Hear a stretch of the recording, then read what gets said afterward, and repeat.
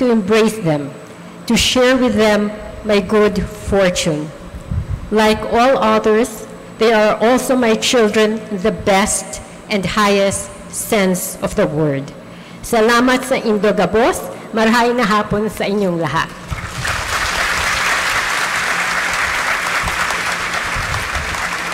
Thank you very much, Ms. Susana Madrigal Eduque, for the gracious and inspiring response. We now come to the second of the University Awards, named after the first Filipino bishop, Jorge Imperial Barlin Abicolano. The Service to the Church Award is intended to honor the clergy, men and women of religious congregations or institutions in recognition of the service they have rendered to the Church, especially the Church in Bicol. Father Roberto Ezequiel N. Rivera of the Society of Jesus, University President, will now confer the Bishop Jorge I. Barlin Service to the Church in Bicol Award to His Excellency, the Most Reverend Joel Z. Bailon, Bishop of Legazpi.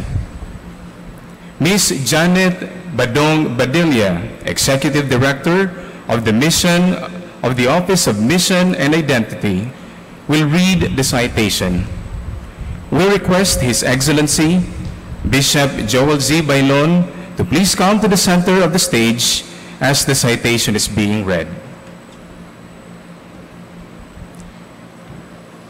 Bishop George Barlin Service to the Church Award. Bishop Joel Samudio Bailon D.D. was born in Milaor, Camarines Sur. He was in Catholic schools all through his formative years. St. Peter Academy in Pulangi, Albay, St. Gregory the Great Seminary in Tabaco, Albay, and Divine Word College, Legazpi City.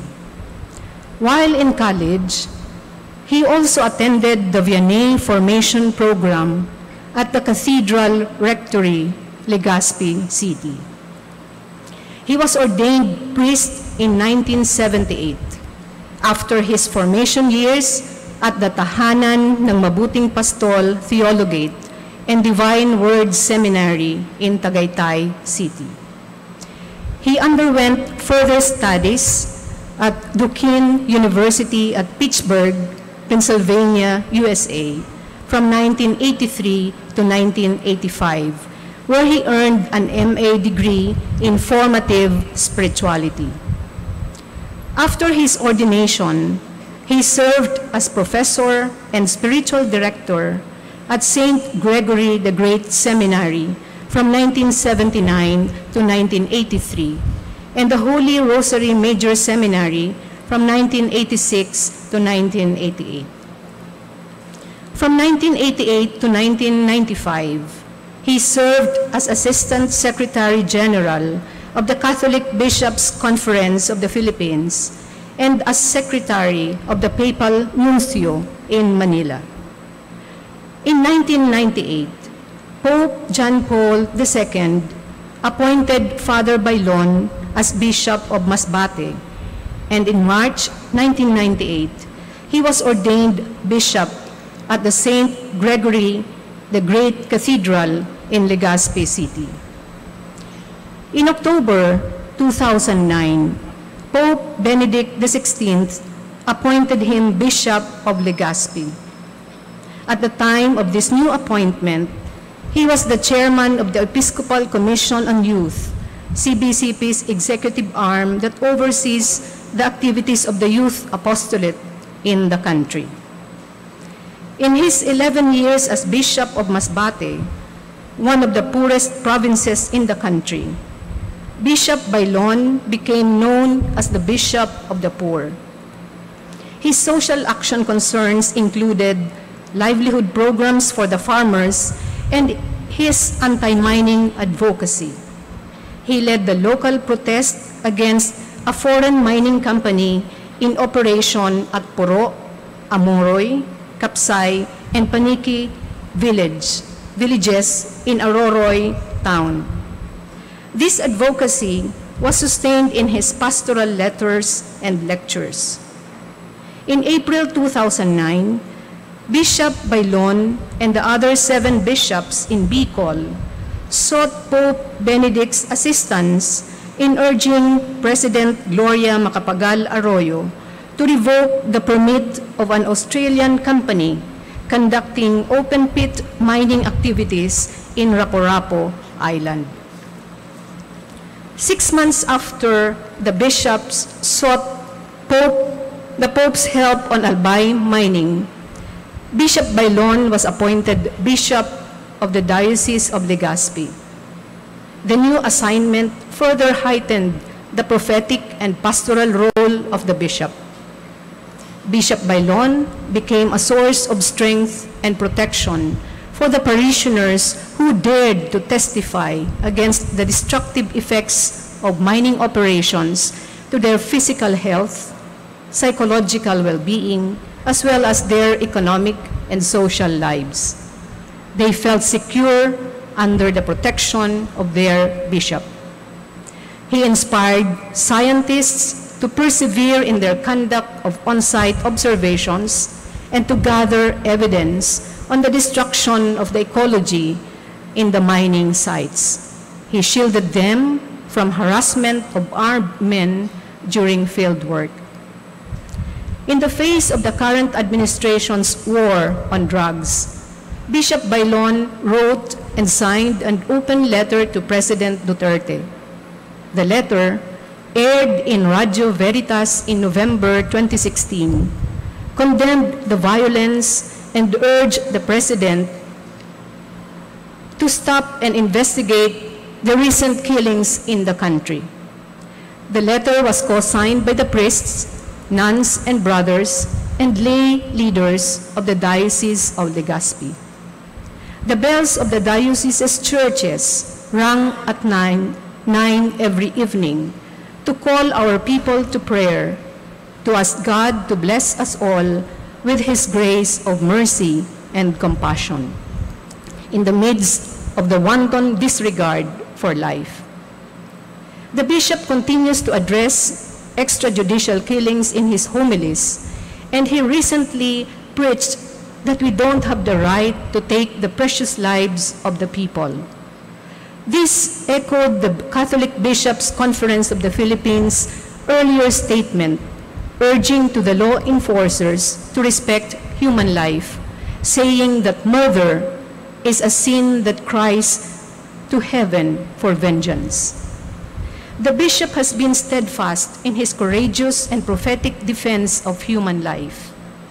In a recent pastoral letter entitled, "Stop the Killings, Start the Healing, a Call to Action," he calls on his flock to unite against the violence and start the healing process of the nation.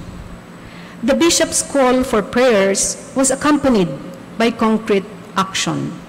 The bishop established Harong Paglaom, House of Hope, to help former illegal drug users in Albay.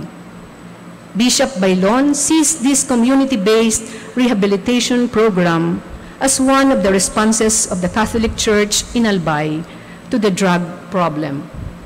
Pilot programs have begun in 2 villages through the Social Action Center of the diocese and in partnership with the local government of Legazpi City.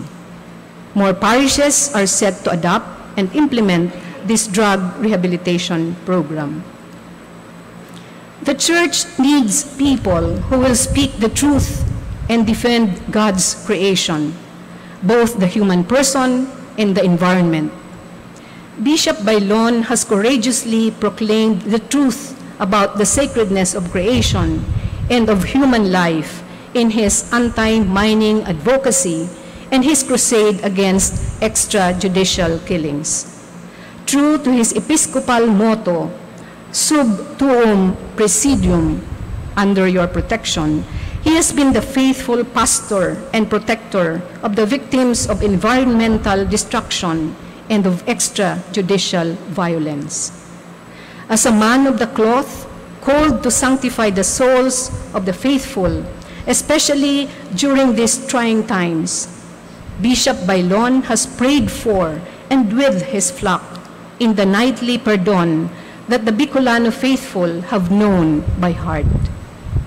Therefore, in recognition of his service to the Church and God's people in Bicol, marked by his strong advocacies in the preservation of the sacredness of human life and the conservation of the environment, the Ateneo de Naga University is most privileged to confer upon His Excellency Bishop Joel Z. Bailon Didi the Bishop George Barlin Award on the 17th day of August in the year of our Lord, 2018.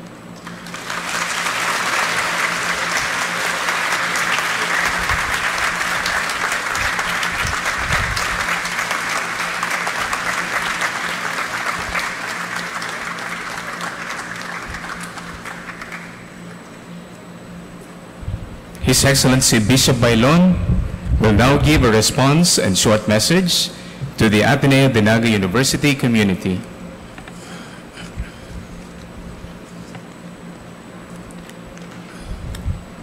Reverend Father Roberto Rivera, President of Ateneo de Naga University, members of the Board of Trustees, my dear fellow awardees, Father Joel, and dear friends in the Lord. I have to be honest with you. When I got word that I had been chosen to receive an award, the first thing that came to my mind was, why on earth am I getting an award? I must honestly admit I could not come up with an answer. That is why I'm finding it hard to come up with something, what to say before you today. In fact, as I tried to make sense out of this all, a song from the movie The Sound of Music came to mind. Somewhere in my youth or childhood, I must have done something good. Let me tell you something about my youth. When I was about 16 years old and a second-year philosophy seminarian in Legazpi, I made a life-changing decision. Confronted with the social inequalities and political unrest then, and fired by youthful idealism, I decided to leave the seminary. Without informing my formators nor my parents, I opted to leave my formation in order to dedicate my life, and it was very clear to me then, in order to help change society and rid it of its ills. This was in 1970, the days of what is now known as the first quarter storm, about 2 years before martial law was declared. At this time, I was already involved with a group of farmers who were fighting to keep their land. I saw firsthand the struggles and the suffering that they were enduring and the seeming hopelessness that awaited their cause. In the meantime, the National Youth Organization that I belonged to had at this time just embraced armed revolution as the only solution to change Philippine society. And I committed myself to it. Like many young people who had found themselves in this youthful activism at that time, for the cause of freedom and equality, for the sake of the farmers and for my country, I opted to offer my life. And for me then, it meant that I was ready to take up arms, if need be, to kill and to be killed. Or so I thought. That is why I was never the peace-loving bishop that I am now before. As fate would have it though, I never got to hold a gun, thanks be to God. Instead, I found myself working for a farmers' cooperative in Cavite, in Laguna, helping them to get organized, and I was also collecting the milk from their farm animals, their cows, carabaos, and goats. I was doing this until martial law was declared. Some of you present here would still remember how it was during the first days and months of that dark moment in our history. For me, suddenly afraid of being caught and put into prison because some of my friends had been, or worse, get salvaged, there was nowhere to go but back in the seminary. How I was accepted back is another story altogether. But back I was in the journey of priestly formation. The armed rebel was gone. Only a soul searching for home. For the next 6 years or so in the seminary, until I got ordained a priest in 1978, I tried to make sense of those more or less 2 years being outside of the seminary. My idealistic stance, my dreams of a better society, even my decision to take up arms, and found answers along the journey to the priesthood that the Lord Jesus was offering me. I realized, for one, that changing societies is never easy, and it was never up to me. And yes, violence would never help solve its ills. I've also found out that my idealism was not necessarily a bad thing, because it made me discover the path of true service and love for people, especially the poor. But above all, I encountered the God who called me to life and gave me gifts to use, not so much to bring my plans and dreams to fulfillment, but to put myself at His service as a servant of His church and His people. In his recent apostolic exhortation, Pope Gaudete Exsultate, Pope Francis quotes Saint Teresa Benedicta of the Cross, the former Edith Stein, who said that, and I quote, "The greatest figures of prophecy and sanctity step forth out of the darkest night. But for the most part, the formative stream of the mystical life remains invisible. Certainly, the most decisive turning points in world history are substantially co-determined by souls whom no history book ever mentions."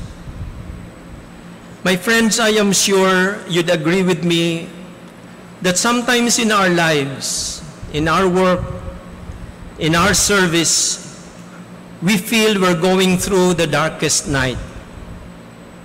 Despite our most honest efforts, nothing worthwhile seems to come out. People don't trust us, and we feel betrayed even by those we trust. There is so much violence around, unabated corruption and impunity. The young are either being waylaid or killing themselves. But when we hold on to the hand of God to touch His wounds and listen to His voice in the cry of the poor, when we see Him in the faces of those we serve, when we build communities of faith and mutual service, when we speak out the truth with a voice of love and compassion, when we try to let God be found in us, then we can feel that decisive turning points are being made, and the church continues to shine brightly like a lamp until the dawn from on high breaks upon us. Thank you very much for this kind and generous gesture, which I humbly accept on behalf of my collaborators and fellow servant leaders in the Diocese of Legazpi, the clergy, the religious, consecrated people, persons, and lay people. For without them, I can do nothing.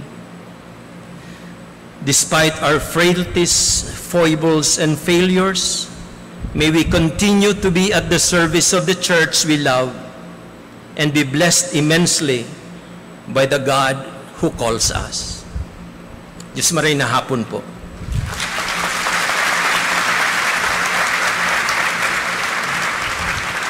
Thank you very much, Bishop Bailon. Once again, ladies and gentlemen, let us give our awardees, the Consuelo Chito Madrigal Foundation Bicol and His Excellency Bishop Joel Bailon, a round of applause.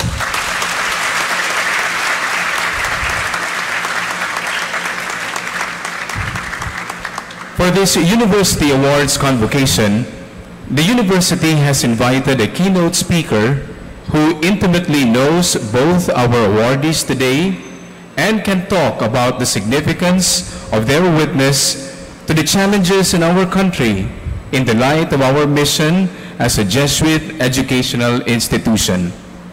Dr. Rebecca C. Torres, Executive Assistant to the University President and former Academic Vice President of the Ateneo de Naga University, will now introduce our University Awards Convocation speaker.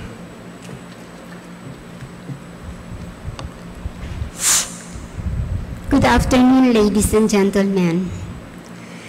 We are very privileged to have with us as our guest of honor for this special academic convocation, Father Joel E. Tabora of the Society of Jesus, President of Ateneo de Davao University, and former President of Ateneo de Naga University.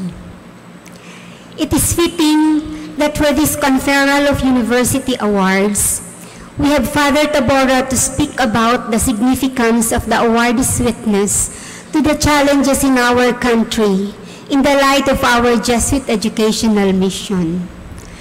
For it was during his presidency here in Naga that these university awards were conceptualized and conferral commenced. This public recognition that our university accords to individuals and groups that exemplify the values that our institution holds dear is one among many forms of expression of our fidelity to the imperatives of a Filipino, Catholic, and Jesuit university that Father Tabora relentlessly demanded of our academic community during his presidency. And so with the many milestones during these 12 years as president, milestones that, according to a scholar of Bicol history, brought our university to greater heights unprecedented in the annals of this institution. Father Tabora is a product of solid Catholic and Jesuit education. He finished grade school in a Catholic parish school in San Francisco, California, obtained his high school, college, and Master of Philosophy degrees from Ateneo de Manila, and completed his formal education at the Leopold Francis University in Innsbruck, Austria, where he earned his Master in Theology and PhD in Philosophy degrees. His studies in Austria and formation later in Germany made him very proficient in the German language. His formation as Jesuit priest started at the Sacred Heart Novitiate in 1965, continued at Loyola School of Theology and at Jesuitan College at Innsbruck, Austria for his theology studies, and at Berkman's College at Munich, Germany for special studies. He studied under the renowned Jesuit German theologian, Father Karl Rahner. He was ordained in 1976 at Fordham University in New York and professed his final vows on August 15, 1989 at the San Jose Seminary. 2 days ago, Father Tabora celebrated the 29th anniversary of his final vows. After his ordination, Father Tabora was pastor of the dislocated and threatened squatters in the metropolis, first at San Pedro Resettlement Area, and later at Cristong Hari Urban Poor Community at Quezon City.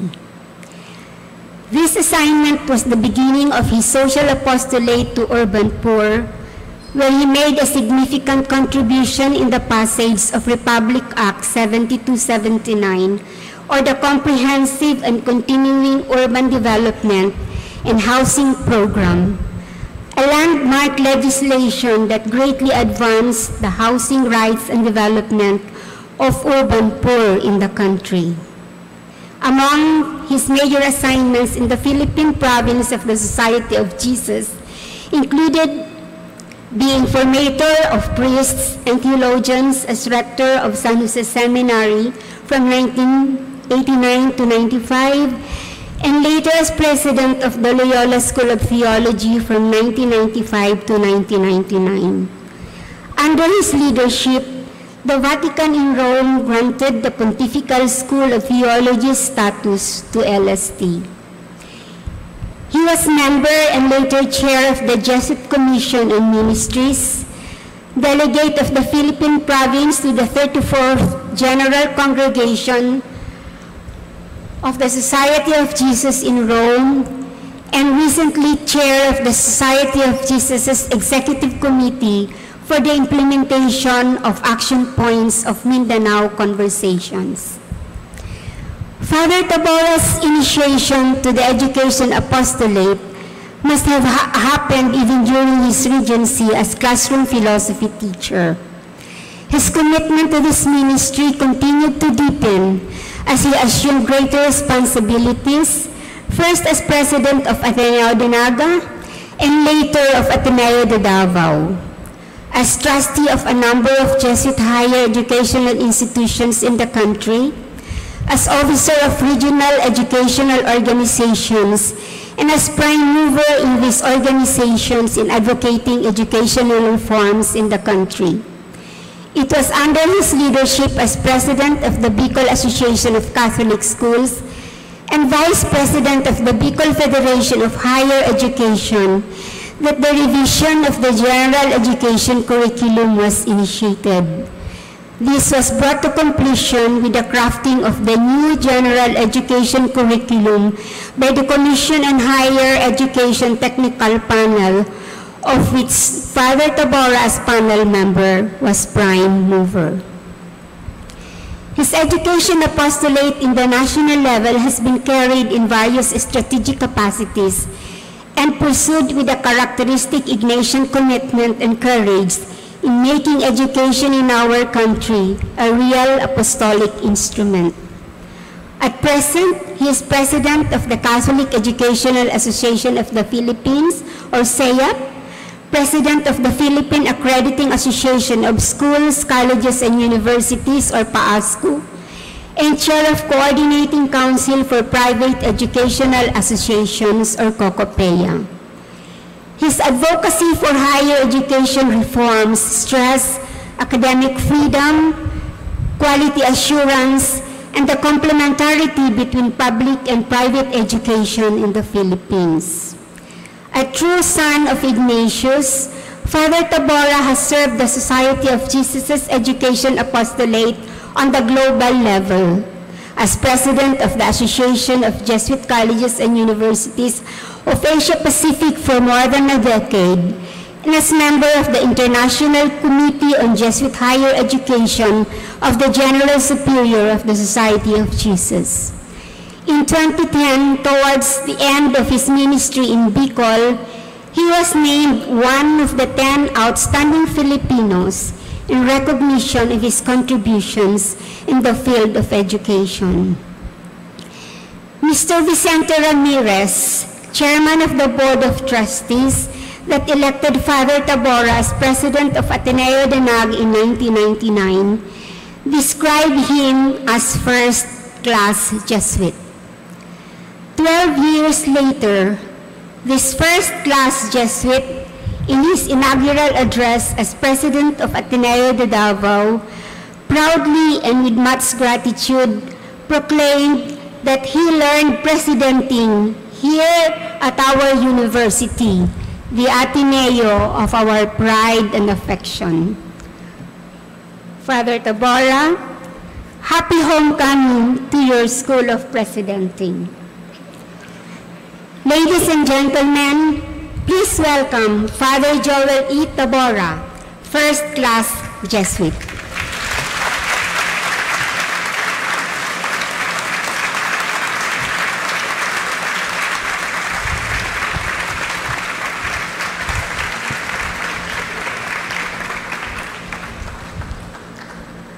Thank you, Becky. Please be seated.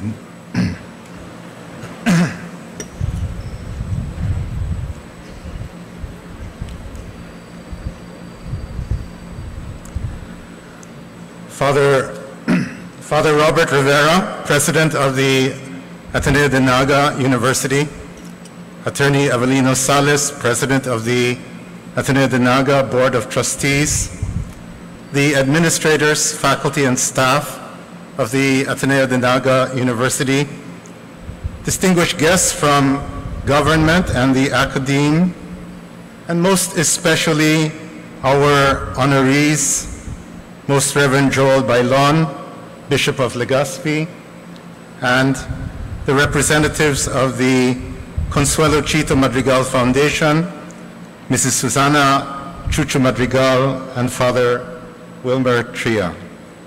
Good afternoon to you all.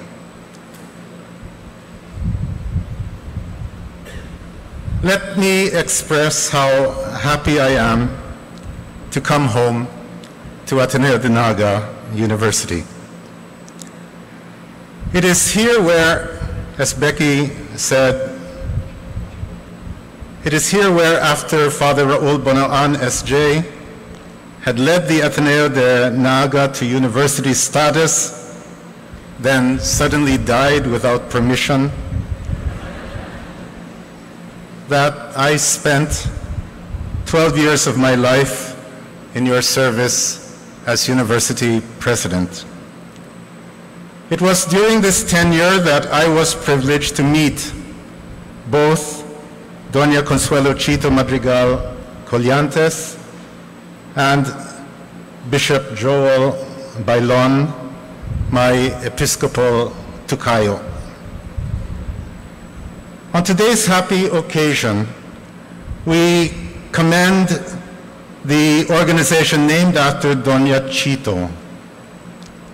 For years, it has practiced admirable compassion, generosity, and liberating support for our less privileged brothers and sisters as they lifted up their lives through scholarships, gainful work opportunities, affordable housing, and capacity building projects. We also commend a perpetually youthful but now revered bishop whose courageous voice helped keep forces of avarice and greed from destroying our environment, our common home, and helped shield the victims of drug trafficking from the inordinate violence of the state wielded in a war on illegal drugs. Both are yet works in progress, but both already deserve the honor that we are honored to accord them this day. With great joy, I congratulate the Doña Consuelo Chito Madrigal Foundation, BICOL, CCMF BICOL, for receiving the Ateneo de Naga University's Bulawang Bicol Non Service to BICOL Award. And likewise, I congratulate Bishop Joel Bailon as recipient of the university's Bishop Jorge Barlin Service to the Church Award. The description of the Bulawang Bicol Non Award says, the awardee must be one who has contributed greatly to Bicol culture and development, one who has distinguished himself or herself in his or her field in service to Bicol. Being a lady of outstanding education, culture, and wealth, Doña Chito was bothered by the predominant culture of poverty in the Bicol of her origins. She was bothered by pervasive poverty throughout the land. She wanted to help the poor.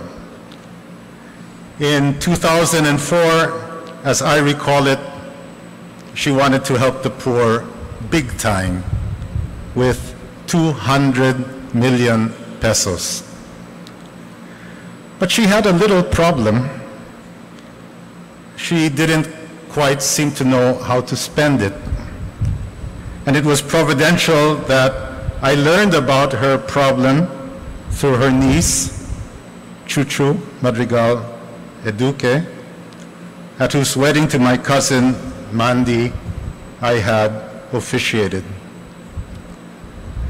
Being good at spending money, I gamely told Doña Chito I could use 200 million for the poor of Bicol. Having had worked with the urban poor of San Pedro Resettlement and of Commonwealth for many years, I had many ideas about how money could be spent for the poor. And happily, Doña Chito believed me, presumably with a little coaching from Chuchu. I submitted a concept paper to her, and out of that eventually emerged the Consuelo Chito Madrigal Foundation, or CCMF. Doña Chito, as I recall her, was a deeply religious person. She named Most Reverend Leonardo Z. Legaspi, a Dominican, and myself, a Jesuit, as co-directors of the CCMF. Presumably, the Dominican Jesuit contribution would cover all the bases in necessary sanctity and worldly cunning. With her initial funding, the foundation took root in Bicol.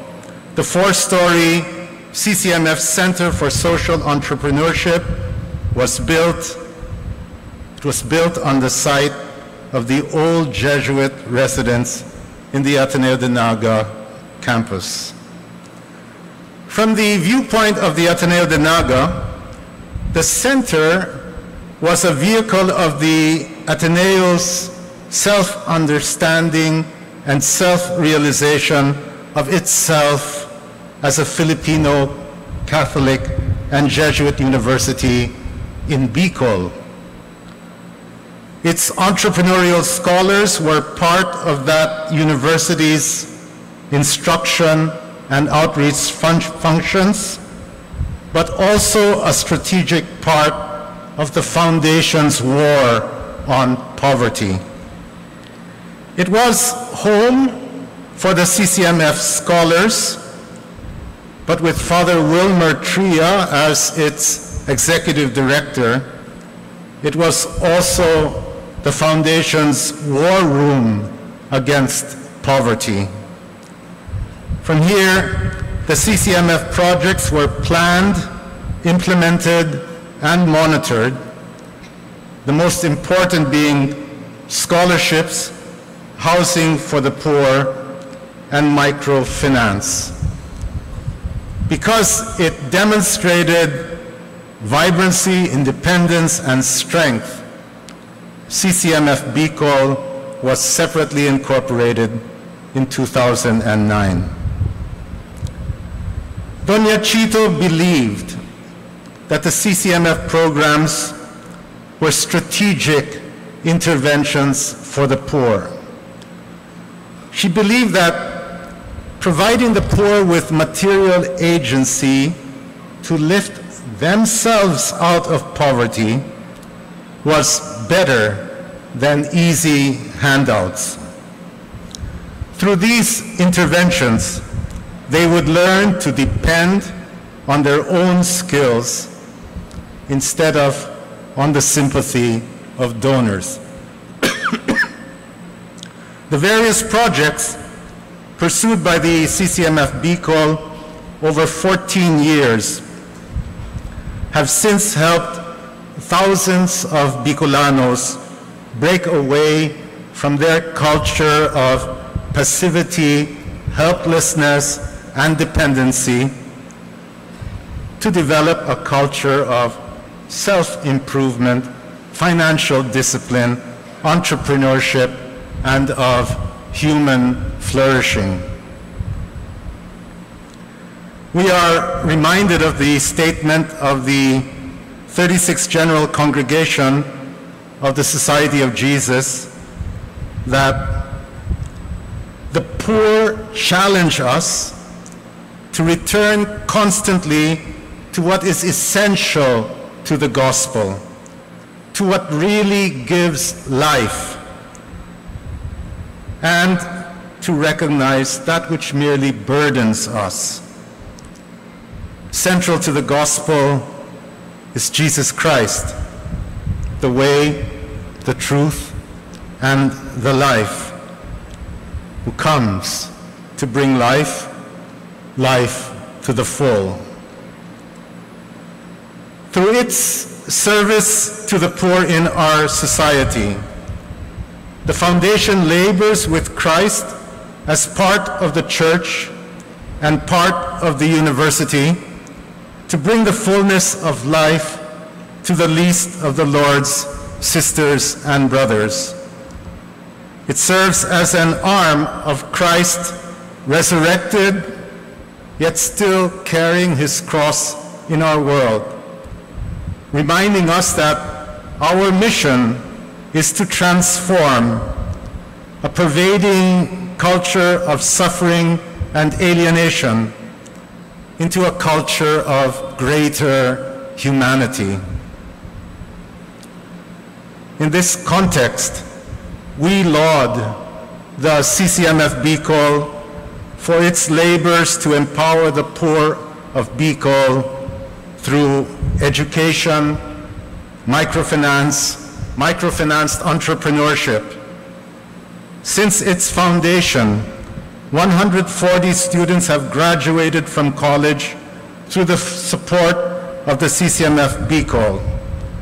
Today, some 12,000 microfinanced entrepreneurs are supported through 10 different centers in Bicol, all benefiting from a loan portfolio of some 45 million pesos. Affordable housing is offered to the homeless of Bicol through its signature housing program, the Chito program, the Christian Housing Integrating Trade and Ownership program, which powerfully combines meeting housing demands of the poor with a challenge to the beneficiaries to pay for the housing through CCMF microfinance entrepreneurship. Since its initial project, which Father Wilmer and I at that time blessed, the community has expanded into 3 subdivisions. We have 2 of them, Vicente Heights and Consuelo Heights in Pacol, Naga City. The 3rd one is in Vinson's, Camarines Sur. Doña Chito would cringe, I think, were the impression to be given today that we honor only her.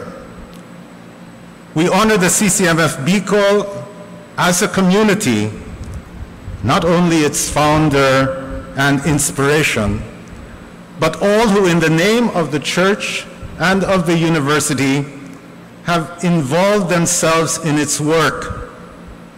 Most remarkably, its executive director, Father Wilmer Tria, who beyond his involvement in philosophy, seminary formation, the advancement of Bicol culture, in Ateneo de Naga's publication office as its director, and now in the parish of St. Jude Thaddeus as its parish priest, continues to guide the CCMF Bicol according to the mind of the Church and the inspiration of Doña Chito. We also honor the thousands of beneficiaries of CCMF Bicol who in poverty have not capitulated to penury and indignity, but have taken steps through the assistance of the foundation themselves to improve their lives and to become assets to society. Meanwhile, in his dialogue with the Jesuits gathered at their 36th General Congregation, His Holiness Pope Francis said,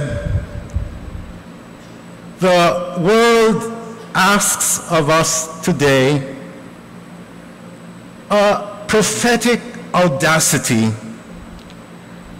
the prophetic audacity of having no fear,"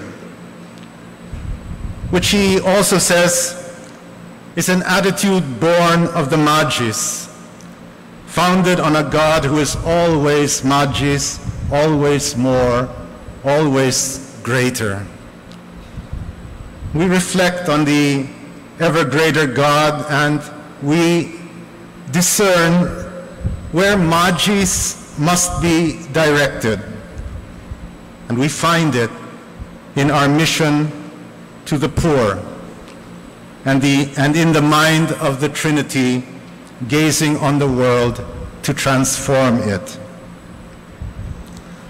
In this context, Bishop Joel Bailon showed himself to be a paragon of prophetic audacity in speaking out against the environmental destruction of mining, and especially of the Rapu-Rapu mining project in Albay, as well as against the disregard for human life in the current administration's war on drugs.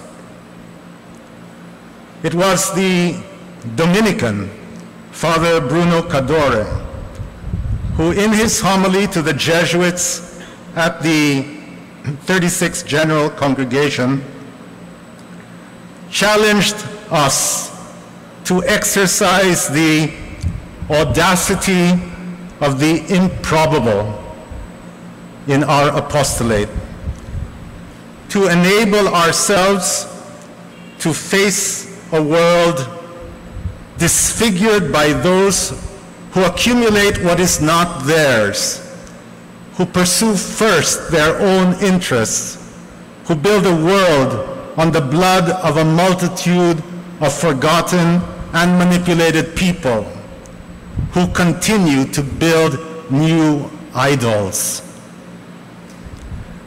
The world as it is today provokes us to try actually to change it, to reverse with our human hearts and within the limits of our minds the malignant course of things, to actually strive with all of our capacities to reset the world.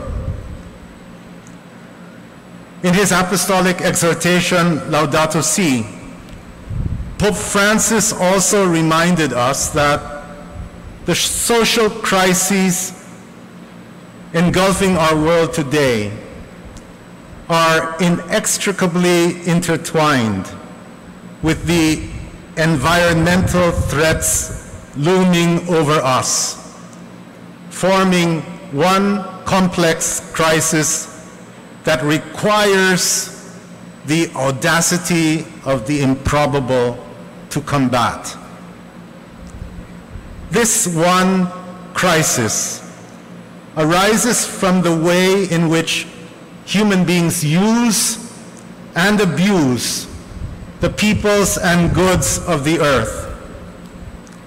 Unbridled human consumption requires the gargantuan global production machinery, which abuses the forests, the freshwater resources, the minerals, the oceans, and the air,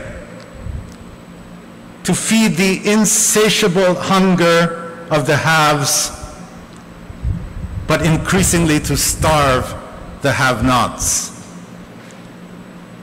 Today, we are part of a world that is warming inexorably because of the carbon emissions of our globe caused by our unbridled consumption economies.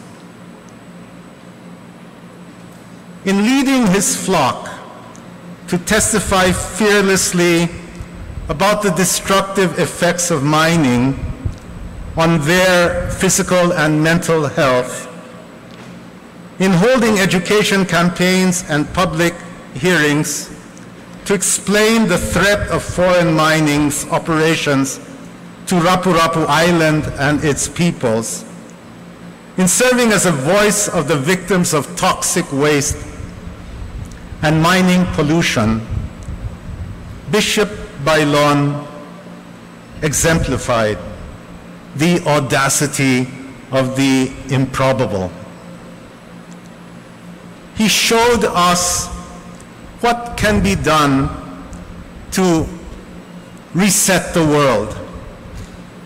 His stature and style of leadership have enabled his flock to share in his audacity of the improbable and use their collective voice to speak with courage and boldness and proclaim what is just in the eyes of the Lord.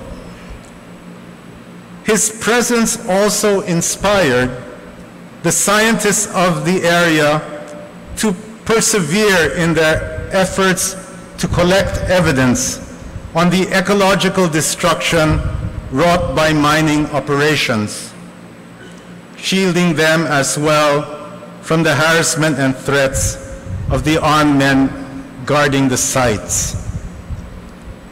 Among these scientists we know was Dr. Lina Rehis and her researchers at the Ateneo de Naga Institute for Research and Environmental Research, or the INACAR. I recall how they risked their lives to get the data that scientifically proved the connection between the massive fish kills then to the operation of the Rapu-Rapu mines. In time, the operations of the Rapu-Rapu mines were shut down. Bishop Bailon, in the words of Father Cadore, dares to seek how to mend what is torn. He voices the real audacity of the improbable to make heard the voice of the one who, against all odds, led his people and gave them the strength to live by his faithfulness. Also, violence disfigures the face of the human individuals in societies and in peoples, says Father Cadore.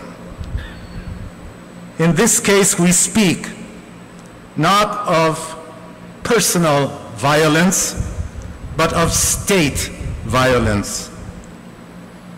In the novel 1984, George Orwell famously says, if you want a picture of the future, picture a boot on the human face forever.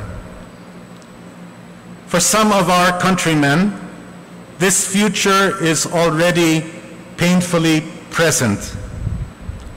Lifeless faces of the poor gunned down on the street for their suspected involvement in the drug trade and their alleged resistance to law enforcement. The image of the 17-year-old grade 11 student, Kian Lloyd de los Santos, murdered in a dark alley by operatives of the state, weighs heavy on our conscience to this day.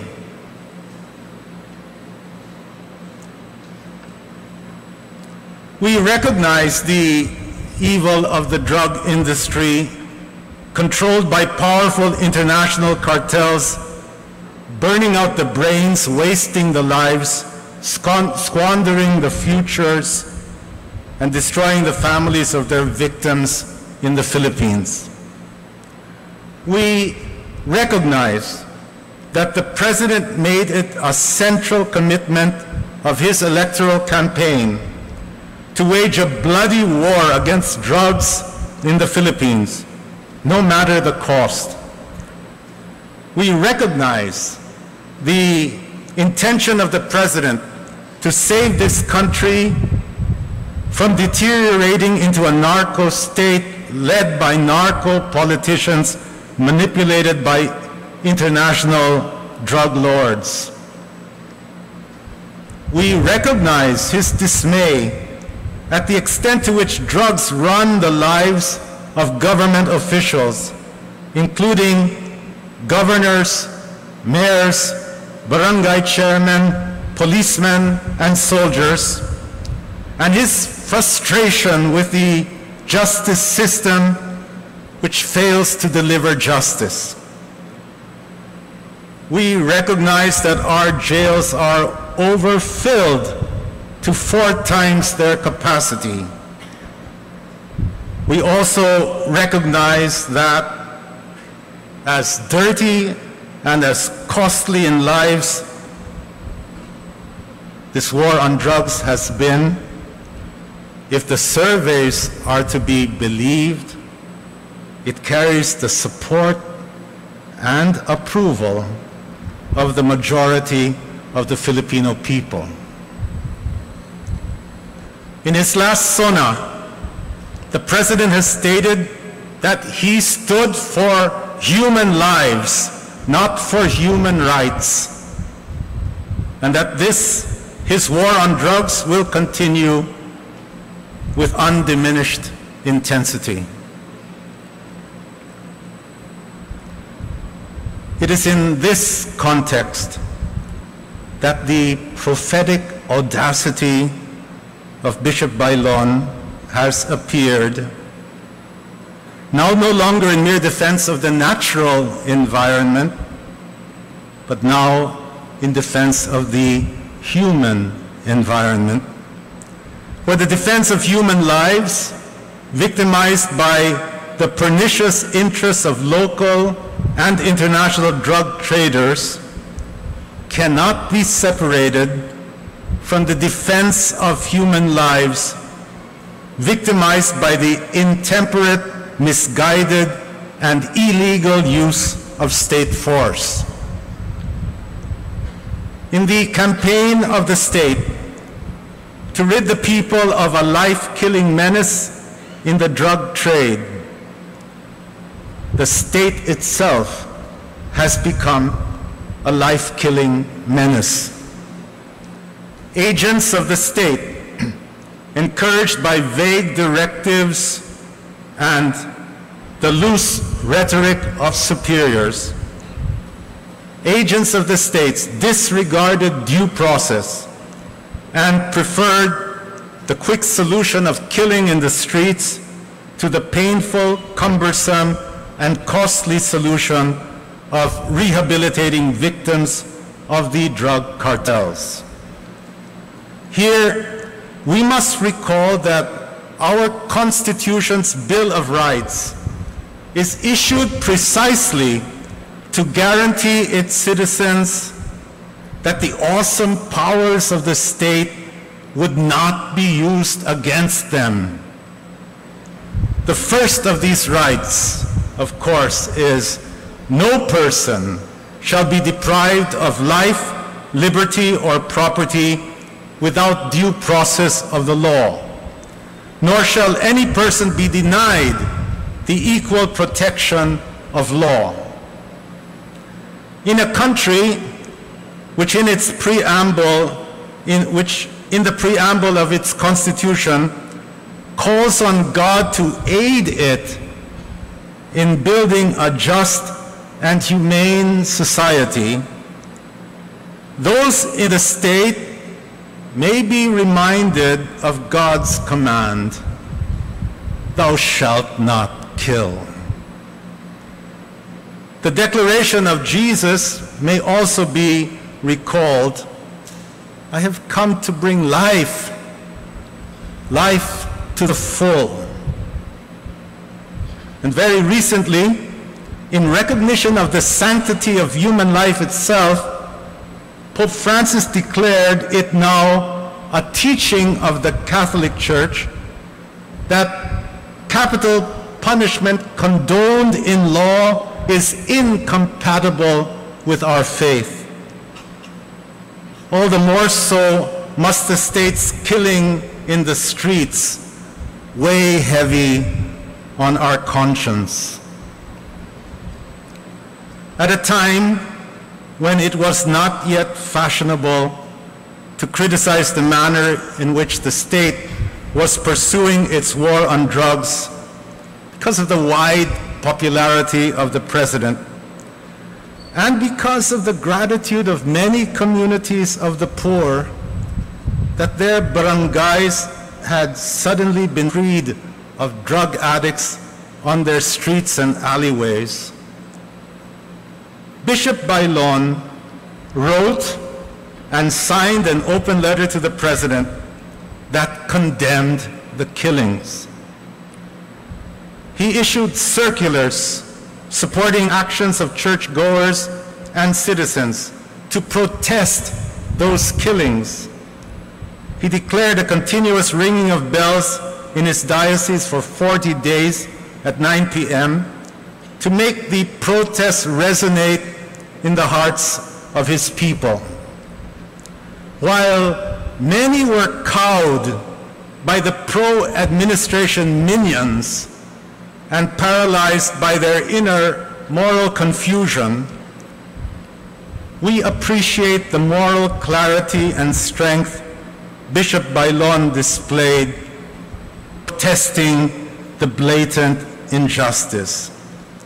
We don't have the right to take the precious lives of the people, he said. He echoed the CBCP statement, "It is a sin that cries to heaven for vengeance."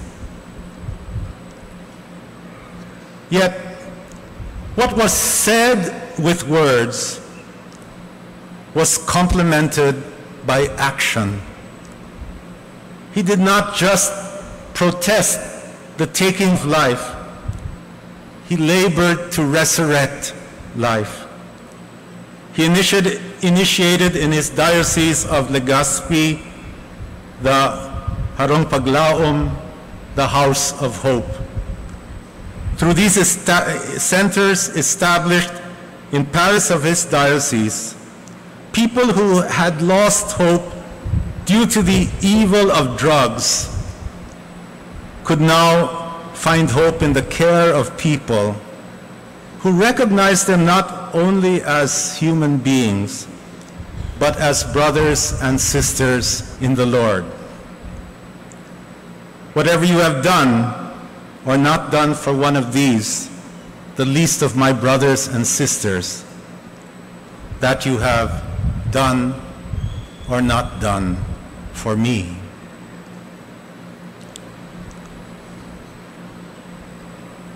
As Father Rivera mentioned at the outset of this celebration, the last General Congregation of the Society of Jesus re-articulated the mission of the Society of Jesus in terms of working for reconciliation with nature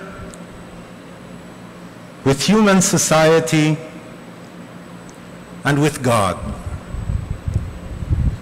In protesting the irreparable destruction brought on our archipelagic environment wrought by the mines, a step was taken towards reconciliation with nature.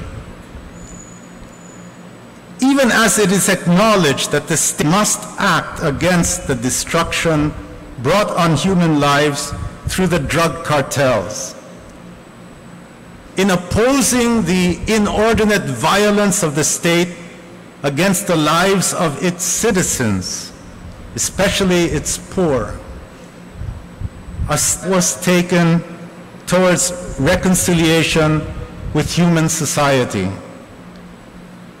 In opposing the passivity and helplessness of the poor by empowering them to help themselves and offer and others through education, capacity building, housing acquired through work, and entrepreneurship. Another step was taken towards reconciliation with human society. In resolving to care for our common home, which God entrusts to us, and to protect and treasure human life, with which God blesses us, and to advance our human dignity and human communities through our creativity, labor, and generosity, with which God empowers us.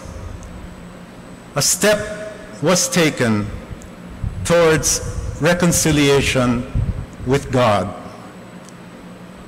It is in this context that I am honored to congratulate the Consuelo Chito Madrigal Foundation Bicol and Bishop Joel Bailon in their being honored by Ateneo de Naga University today unto the greater glory God.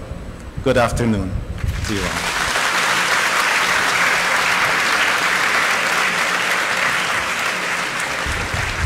Thank you very much, Father Joel Tabora, for the insights and inspiring words. Father Roberto Ezequiel and Rivera of the Society of Jesus, University Press, will now present the certificate and token of appreciation to the University Awards Convocation speaker. Citation reads, the Ateneo de Naga University awards the Certificate of Appreciation to Father Joel E. Tabora of the Society of Jesus, President of Ateneo de Davao University, in grateful appreciation for sharing his valuable insight and expertise during the 2018 University Awards Convocation, given the 17th day of August 2018 at the Ateneo de Naga University, signed by Dr. Alfredo C. Fabay, Vice President for Higher Education, and Father Roberto Ezequiel and Rivera, S.J., University President.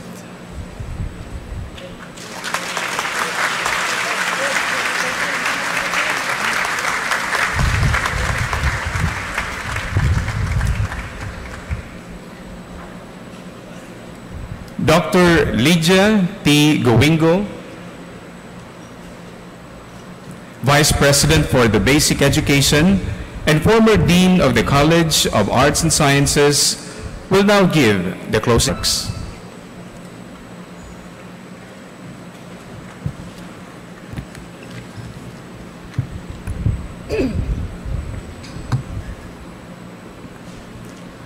On behalf of the Ateneo de Naga University community, we congratulate the honorees today. As recipients of University Awards for 2018, they are the latest inclusion in the growing roster of the university's distinguished advocates for Bicol development and service to the Church. We thank the Consuelo Chito Madrigal Foundation Bicol proudly represented by Ms. Susana Madrigal Eduque and Father Wilmer S. Tria, its contribution to the development of the Bicol region. As it begins its second decade of operations, we wish the Foundation continued success in empowering the poor through new initiatives and ventures. We thank His Excellency Bishop Joel Z. Bailon for his service to the Church and God's people in Bicol, marked by a special concern for the preservation of the sacredness of human life and the conservation of the environment. We join our awardees in their continuing commitment to serve Bicol. We also thank Father Joel E. Tabora, S.J., whose convocation address allowed us a deeper appreciation of the awardees' accomplishments in the light of our mission as a Jesuit educational institution, and reiterating with inspiration the call for us to be men and women for others. Finally, we thank everyone, especially our esteemed guests from academic and religious institutions, for joining this celebration this afternoon. We all look forward to gathering once again for the conferral of the University Awards in 2019. Thank you very much and congratulations.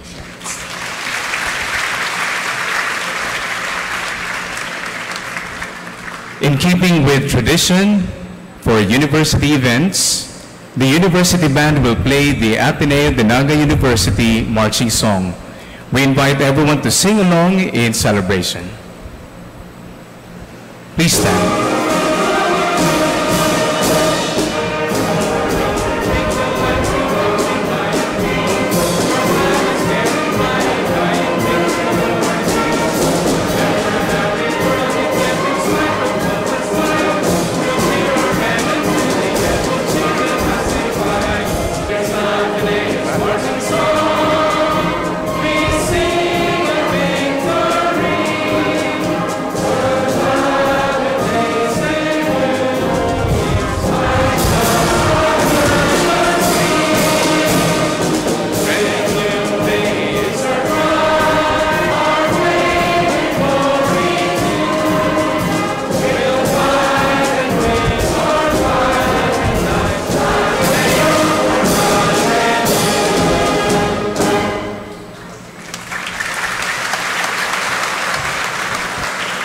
I now declare this University of Convocation officially adjourned.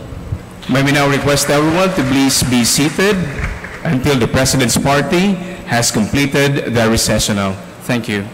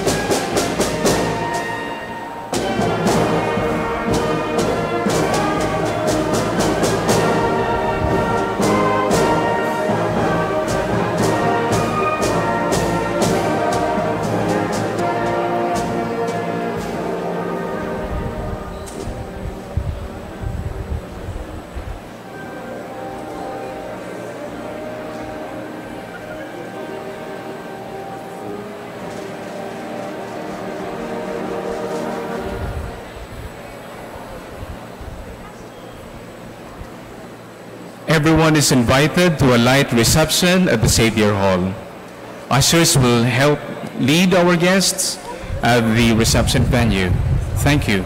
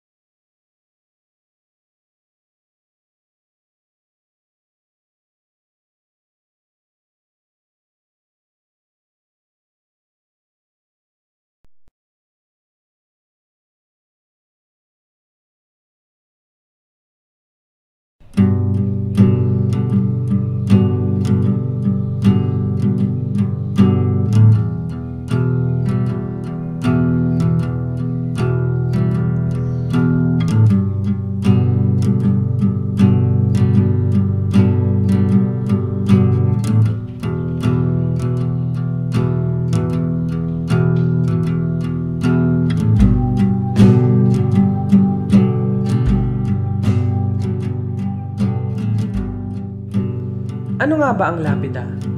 At ano nga ba ang lapida sa mata ng mga tao? Sabayan nyo kaming tuklasin ang bawat sagot ng aming mga nakapanayam. Ang naisip ko pag nakakailing ako ng lapida, ay yung magagada na ako the next day. Sarok man lang, pero may gadan. Associated kasi siya sa death. Naalala ko yung mga mahal ko sa buhay na naglaho na. It signifies death. Ipapahalagan mo siya pagkawara ka sa rumang mahal sa buhay. Kaya para yan sa namayapa ng tao. Kamatayan ng isang tao. Sinyarit para sa gadan. Kaya. Iba't ibang tao ngunit iisa ang sagot. Ang lapida ang sumisimbolong kamatayan sa mata ng mga tao.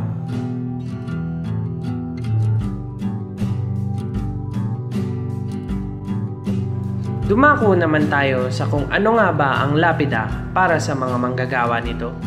Aming nakapanayam, si Kuya Romel.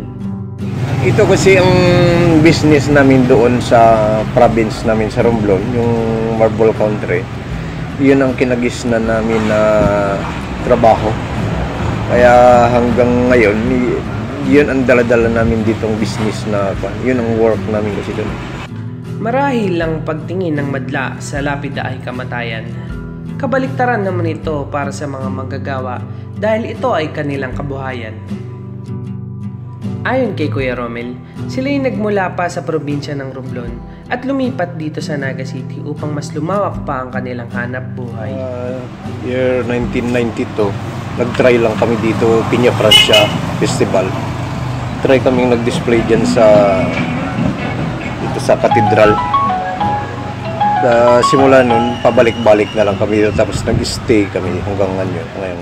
Mahigit 25 taon na ang nakalipas nang sila ay nakipagsapalaran dito sa lungsod ng Naga hanggang sa napagbasya nilang dito na lamang manirahan at ipagpatuloy ang kanilang hanap buhay. Solid rocks talaga yan, tapos paunti-unting pig-i-slice. Dinadarangan sa planta para mahiwa-hiwa siya ng kwan. Mayo man yung mga ingredients o halimbawa niluluto na may mga chemicals na halo. Pure yan na kwan, na marble. Yun ay talagang source of income. Sa ngayon, kasi seasonal kasi. Pag mga ganitong buwan, nakakuan lang kami sa mga suki, sa mga customers, sa mga St. Peter, sa mga funeraria, itong mga memorial park, mga suki-suki lang. Pag October or November, malapit na ang pistang gadan, diyan kami nakakabulo na makabulyom kaming trabaho. Talagang sa paggawa ng lapida na sila kumukuha ng kanilang pang-araw-araw na gastusin. Ngunit hindi sa lahat ng panahon ay maganda ang kita. Kailangan pa nilang hintayin ng buwan ng Oktubre at Nobyembre para magkaroon sila ng malakasang kita. Importante baga sa cemetery yan, at least maaraman baga ng mga nagdadalaw duman na kung saan si mga relatives ninda nakalubong. May tiyagaan lang yan, tiyagaan lang, mag-ibo.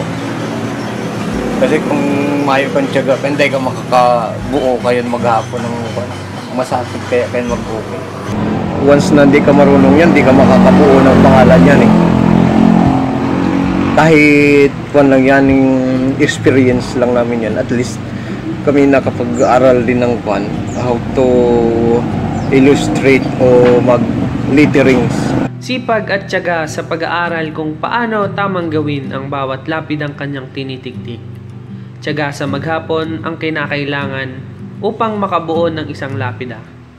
Mahaba-habang karanasan ang kanyang tinahak upang matutunan at maging kabuhayan ang paggawa ng lapida para magkaroon ng buhay sa patay.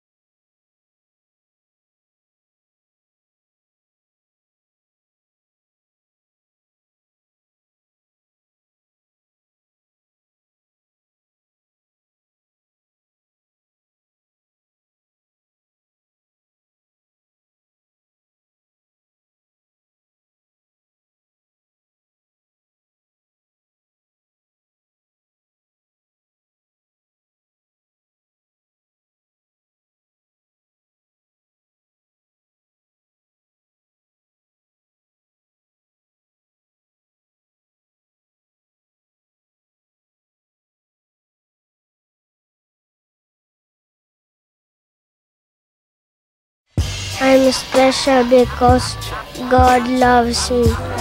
I love my family, I love my teachers, and my classmates. I want to study hard because I want to learn new things. I want to help others.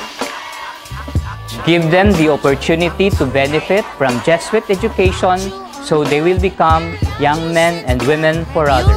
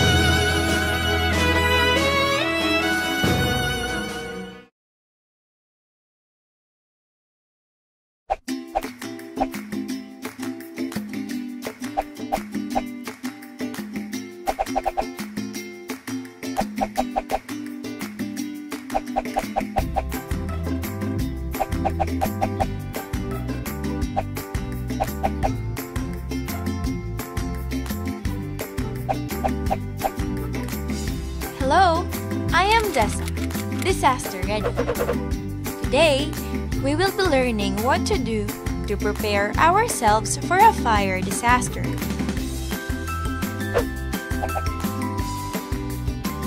But first, what is a fire disaster? Fire makes a thick black smoke that blocks us to see and hurts the eyes.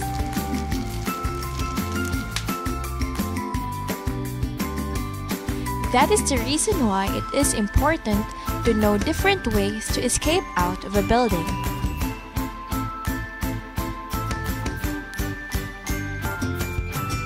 So, what should we do before a fire? First, your house number must be easy to see, even at night.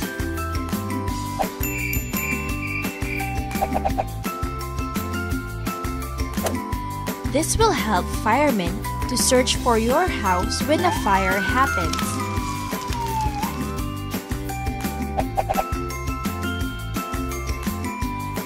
Be sure that exits are open for fast escape.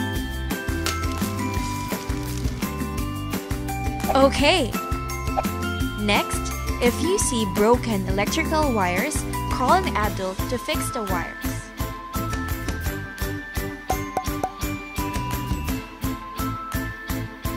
Next, put candles, gasoline, or oil away from the stove. You must be very careful so you don't hurt yourself in fire accidents at school or at home.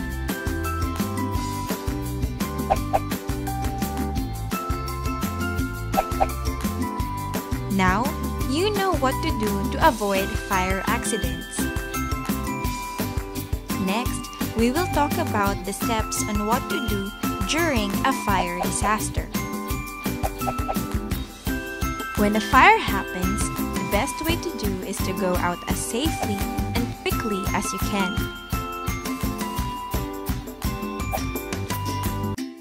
When exiting, don't run or shove other people to avoid accidents. Go to the exit safely and quickly. When the fire already has smoke, get low under the smoke and crouch your way through the nearest exit. When opening doors, always touch the doorknobs and the surface of the doors first to avoid getting hurt from rushing into burning rooms.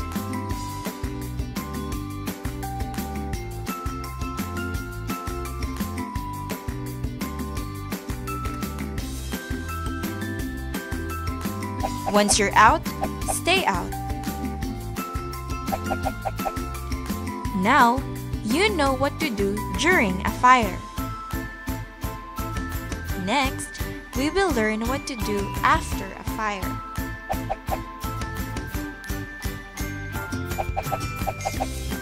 Stay in a safe place away from the burning building to rest and sit.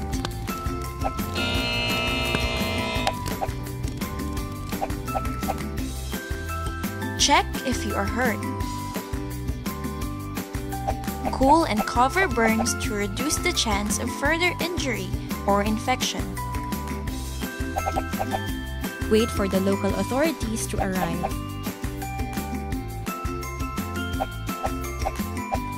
Stay out of fire-damaged building until local authorities says it is safe to go back inside the building. Don't eat food that has been exposed to the fire. Yay! Now, we've finished our discussion on what to do before, during, and after a fire. Let us review all that we have learned today. Before a fire happens, remember, be sure that your house number can be easily seen.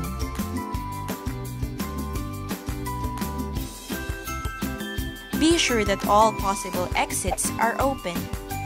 If you see broken or open electrical wires, call an adult to fix the wires. Put candles, gasoline, and oil away from the stove. During a fire disaster, get out of the building quickly and safely. Don't run or shove other people. When there is already smoke, get low under the smoke and crouch your way through the nearest exit.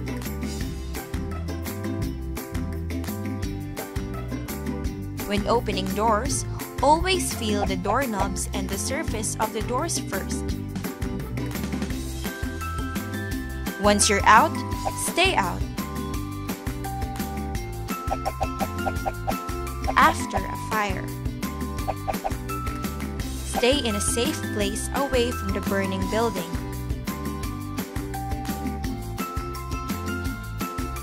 Cool and cover burns to reduce the chance of further infection.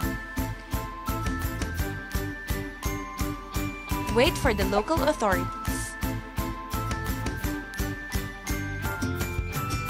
Stay out of fire-damaged buildings until authorities says it is safe.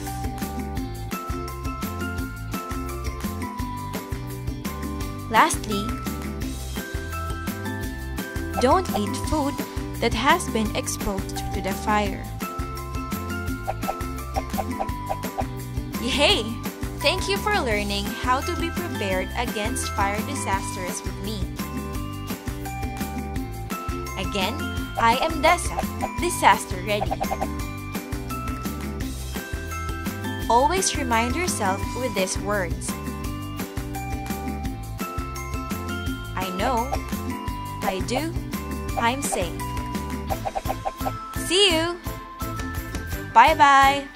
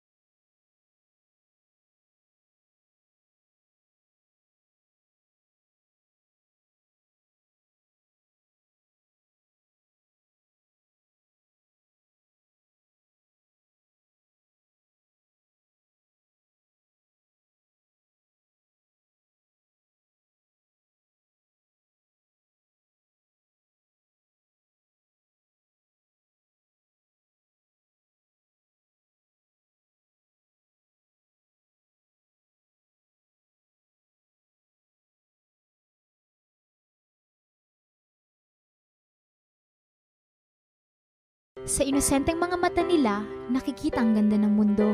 Laro dito, laro doon. Dito umiikot ang buhay nila. Walang pakialam sa problema ng mundo.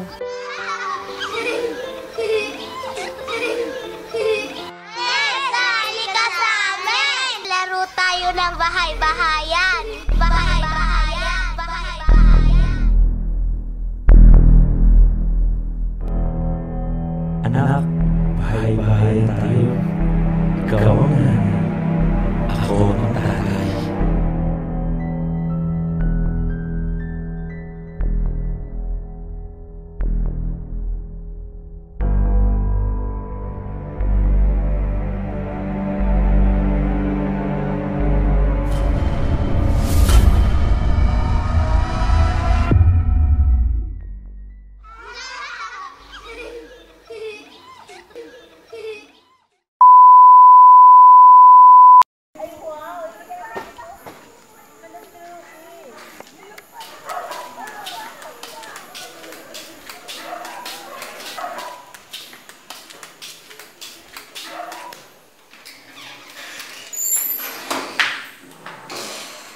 Ayos pala tong ad na SF na to. Kahit ano pwede i-post. Hindi pa malalaman na ako nag-post. Naka-public. Lahat makakakita. Post kaya ako tungkol isipin. New MSS President, so filingero, so papansin. Mangungurakot lang naman. Post. Go. Hala, ano namang issue ng mga tao to sa akin? Ako, filingero? Ako, papansin? Alam ko kung sino nag-post nito. Sigurado ako si Harold to. Parang wala namang ibang magsasabi ng masama tungkol sa akin eh. Kala mo ikaw lang may kaya mag-post sa Adno SF? Tingnan natin ha. Nakapublic kaya ang Adno SF? Popost ko to. Humanda ka sa akin.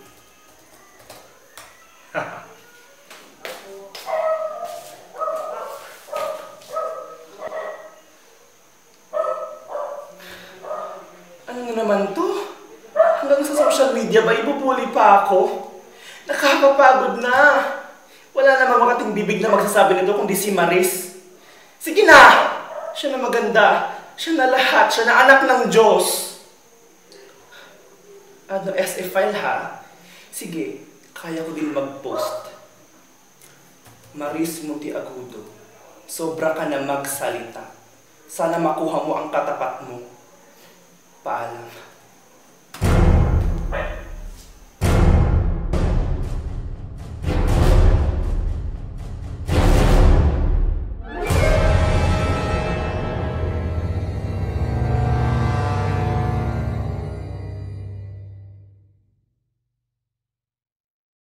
It all actually started with just a simple project.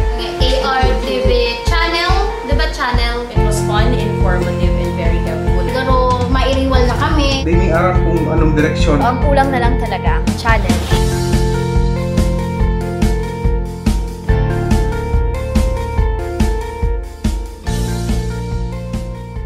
Sa history, it all actually started with just a simple project.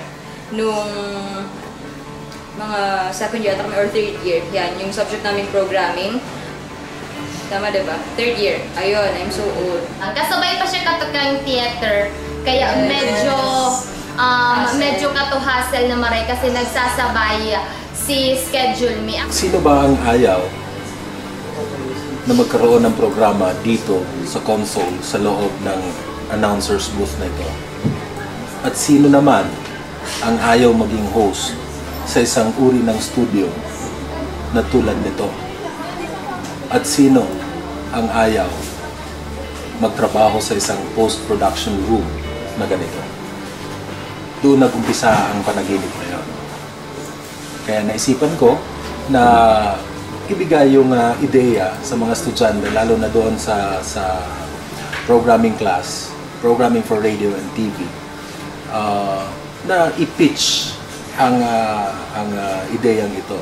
Gumawa ng programa, gumawa ng line-up ng programs, at hindi lang matigil doon, kundi mag-propose ng isang TV network.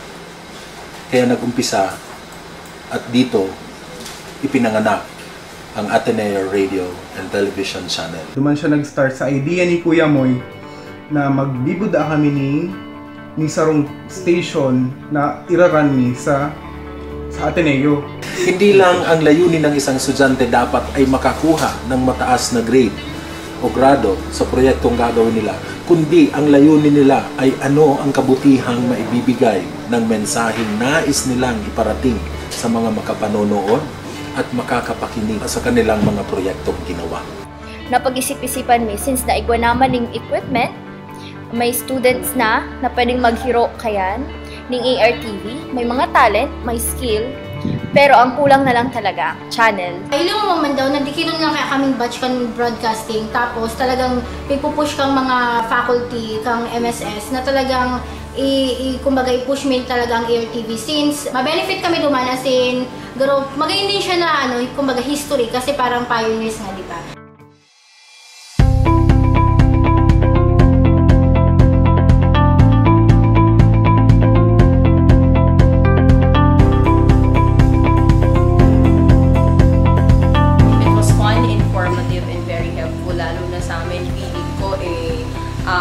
From benchmarking down to the technical writing of the paper, talagang doon napunta lahat ng mga pinag-aralan namin sa 3 years until 4 years namin sa college. Kadto, nag-iisip kami ng mga programs. Ang programs mi katong nainot, W's of A, which is nag-start na kadto ning ang second year kami, W's of A version 2.0. And then, saro pa itong Ateneo Frontline, which is news. And then, uga pa ka to sa radio, kung di ako nasasala. After ng Delight, uga pa itong radio drama. Radiocraft yan. And kadakon pa siya. Tapos kaito, dahil may aram na ma-propose pa lang kami kato sa atubangan kang media studies sa faculty, sina Ma'am Big, sina Sir Carl. And dahil may kato aram na pati sa mga kataas-taasan kaya Ateneo ma-propose kami. Nagkaroon lang kami nag-defense ng thesis. Experience, medyo dramatic. Ang it was, para sa akin, it was a whirlwind of emotions and a roller coaster talaga of emotions kasi hindi ko maikakaila yung katotohanan na before nagkaroon ng mga differences of views na akala namin hindi na namin mapagpapatuloy ito, akala namin hindi na namin sabihin na mai-share, lalo na sa mga talagang nangangailangan nito, which are the Media Studies Department. Itong dream, or dream project namin. Di man in-expect na magiging araw din kanika strinos ang trabaho mi sa programming kasi akala mi lang talaga magian lang siya, ma-program ka lang yung mga sa time slot, akala mi araw lang ka to. Pero bako palan, mas dakula pa palan si role na gibuhon mi duman sa ART. Tapos, di din may iwasan ito magkaigwaning conflict sa mga barkada, lalo na duman sa, syempre stressed out na kamo. Mas nagliwasis po ang kolor mo. Pero after ka ito, naging fulfilled man kaming maray. Nagkaraluwas talaga si Kapos na mga ugali. Pero nga ni iyan, mga friends man talaga, syempre sarong grupo, sarong man girari ang nagdadalaga na isip. Kaya yan, ang pinaka-main goal mi talaga is to have an ARTV para digdi sa Ateneo. Dahil doon sa konteksto na gusto ko lang ng grade, kaya ako nahirapan dahil mahirap maipaliwanag o maipaintindi sa estudyante kung papaano yung talagang ang mahalaga ay yung karunungan na makukuha at yung mensaheng maipararating sa mga manonood. Dahil nandito sila sa Ateneo sa konsepto na magkaroon ako ng grade, okay na yon sa akin. Since ang layunin ng ARTV nito ay mawala doon sa kontekstong yun, so medyo doon nagkaroon ng struggle.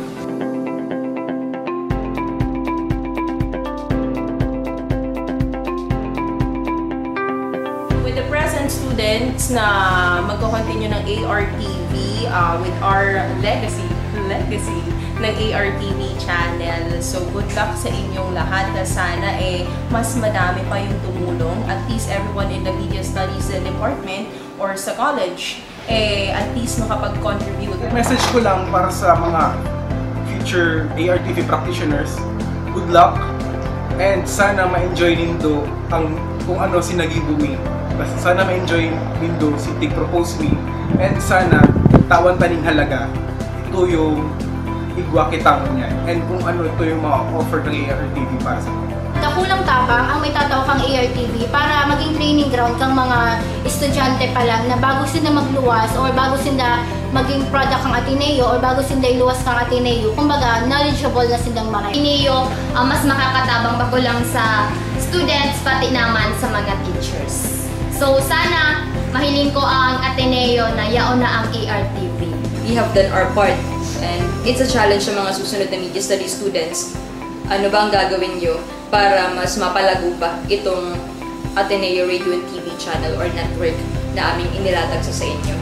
Ang masasabi ko lang sa mga masurunod na mga estudyante, kaya nindo yan. Kung nag-ibong ni, mas kaya nindo. Good luck! Ang importansya ng pakikisalamuha sa kapwa ay talagang kapaki-pakinabang. Yun ang natutunan nila. At sa aking parte naman, naging masaya ako dahil hanggang ngayon pinagmamalaki at hanggang ngayon ay pinag-uusapan pa rin ng ARTV.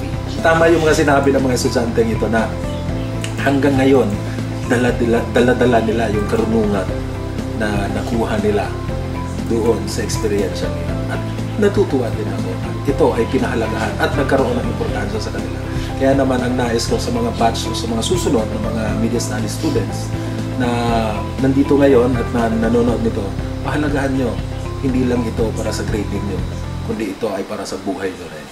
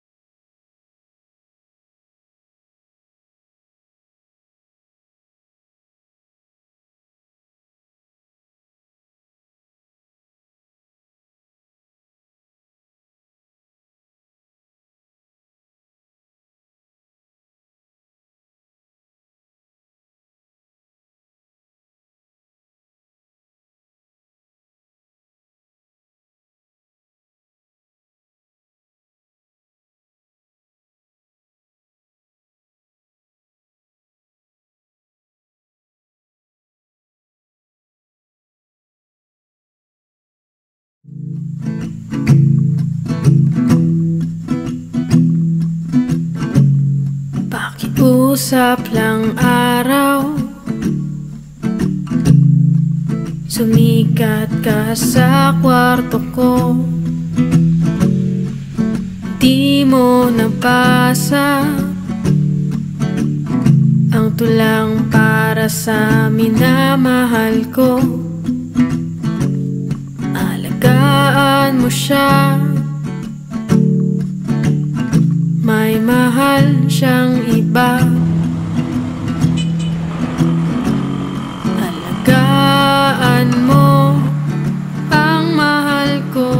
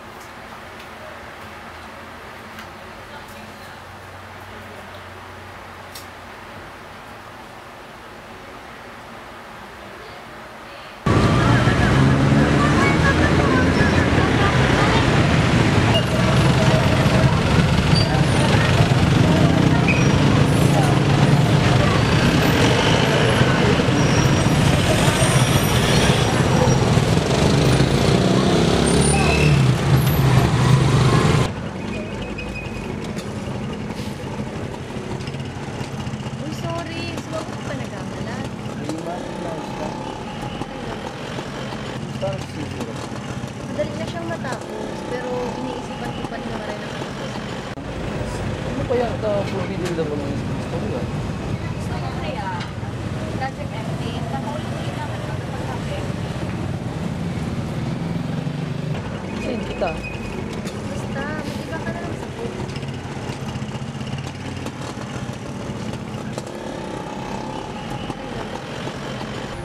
Magatukaw kita. Himala, nakadulog ka ba sa iyo? Tanggen. Importante ka sa akin. Ito yung kinadigdig. Ayo, maisip-isip, nakaluros lang. Iisip mo. Isip ko kung ano tayo ginagawa. O ka nakasabi lang sa agos ng duros. Kaya harap mo pasahin. Kaya harap sa iba din naman. Ito.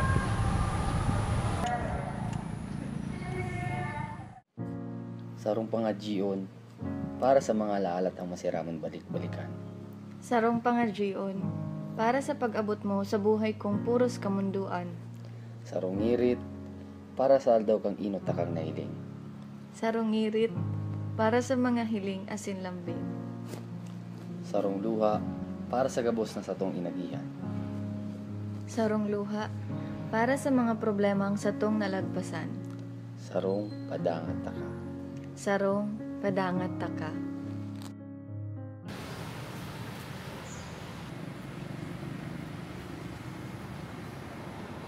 Maray na lang nakahalik ka. Iyo, may naman kang gigibuhon. Ay halat, may tataw pala na ako sa imo. Talikod ka.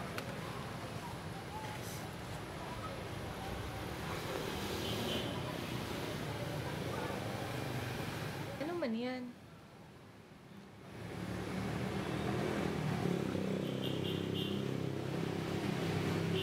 Isip mo. Paano ko mas amay kitang nagkagusto? Sa hiling mo pwede? Siguro.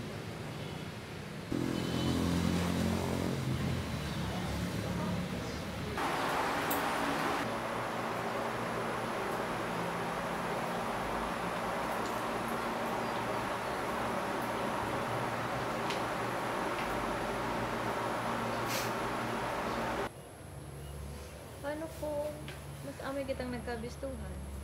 Sa hiling mo pwede? Siguro.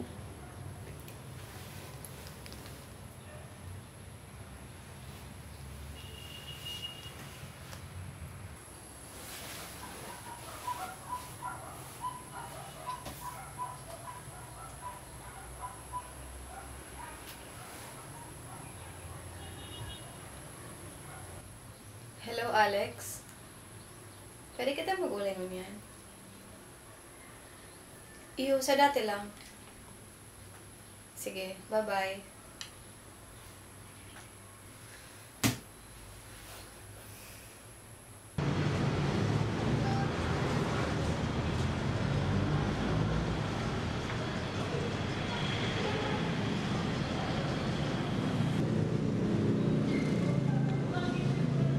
Oh, kabirgaan man ang pag-apod mo.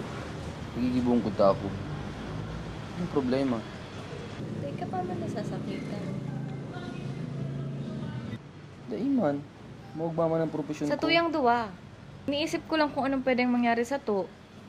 Sa relasyon tang tinatago. Aram ta pereo nasala ni. Gurbagay kang nasasakitan.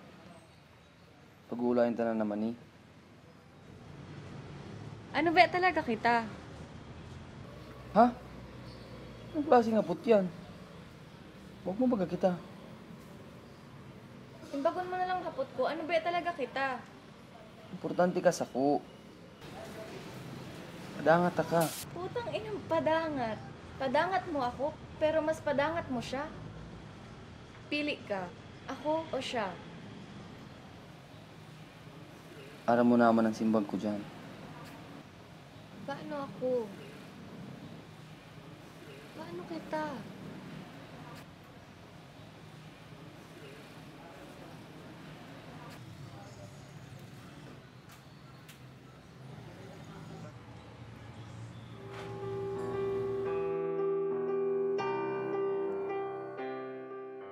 Komplikado ang satong mga mundo. Yaon kita sa tahaw kan siguro asin sigurado. Mga pangadyon kong iniuro-utro, naan kagurangnan lang ang makakasimbag kay iniyo.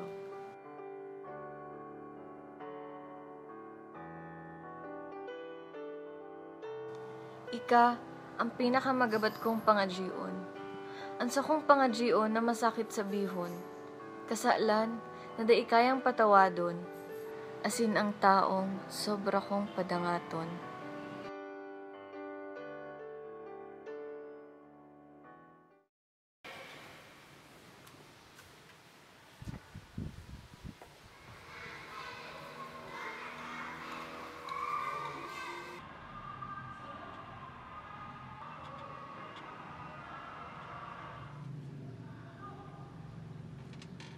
Father, bendisyonan mo po ako ta ako nagkasala. Ano ang kasalan?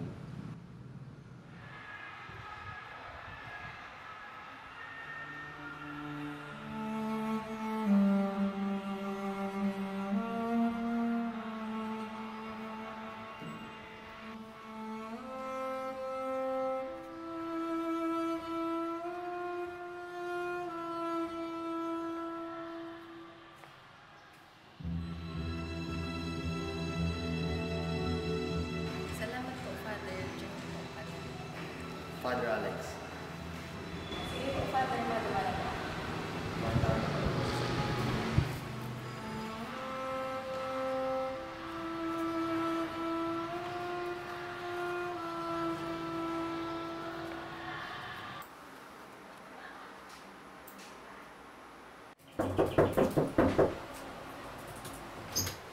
Ate, sa bago pa may naghalat sa iyo sa baba. Si Simon yan. Si Alex baga. Sa bago pa yayaon dyan.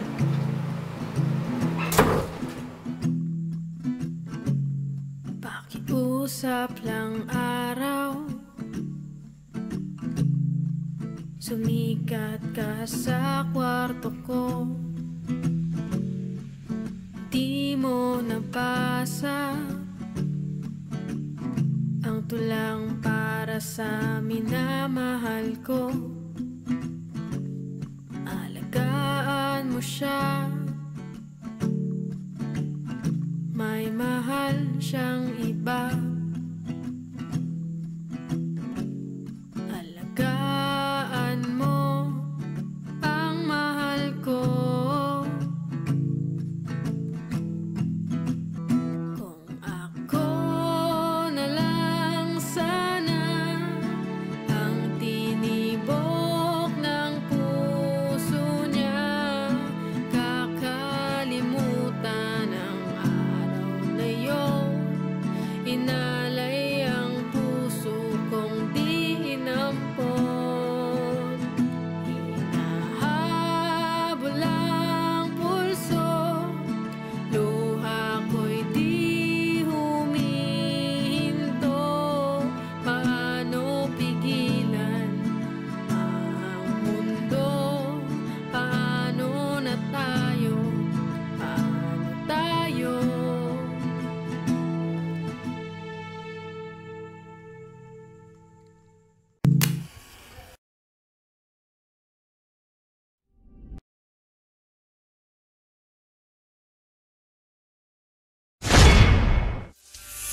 Matagayan lang ni Judas si Satanas at ating Diyos Ama.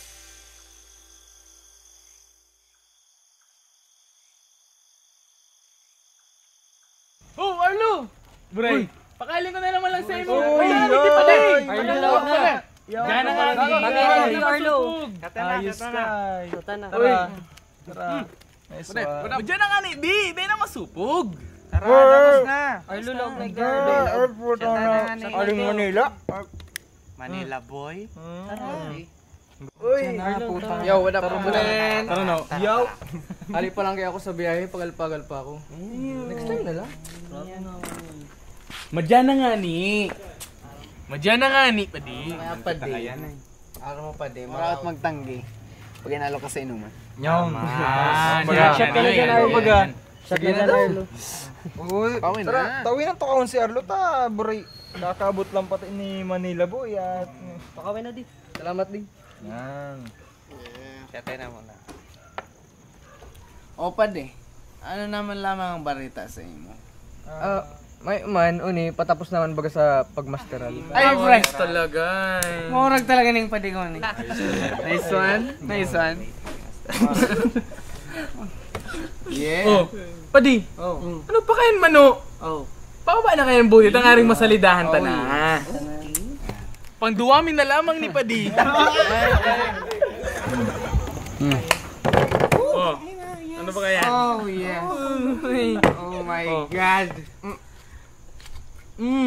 Excited na ako, padi. Excited na ako.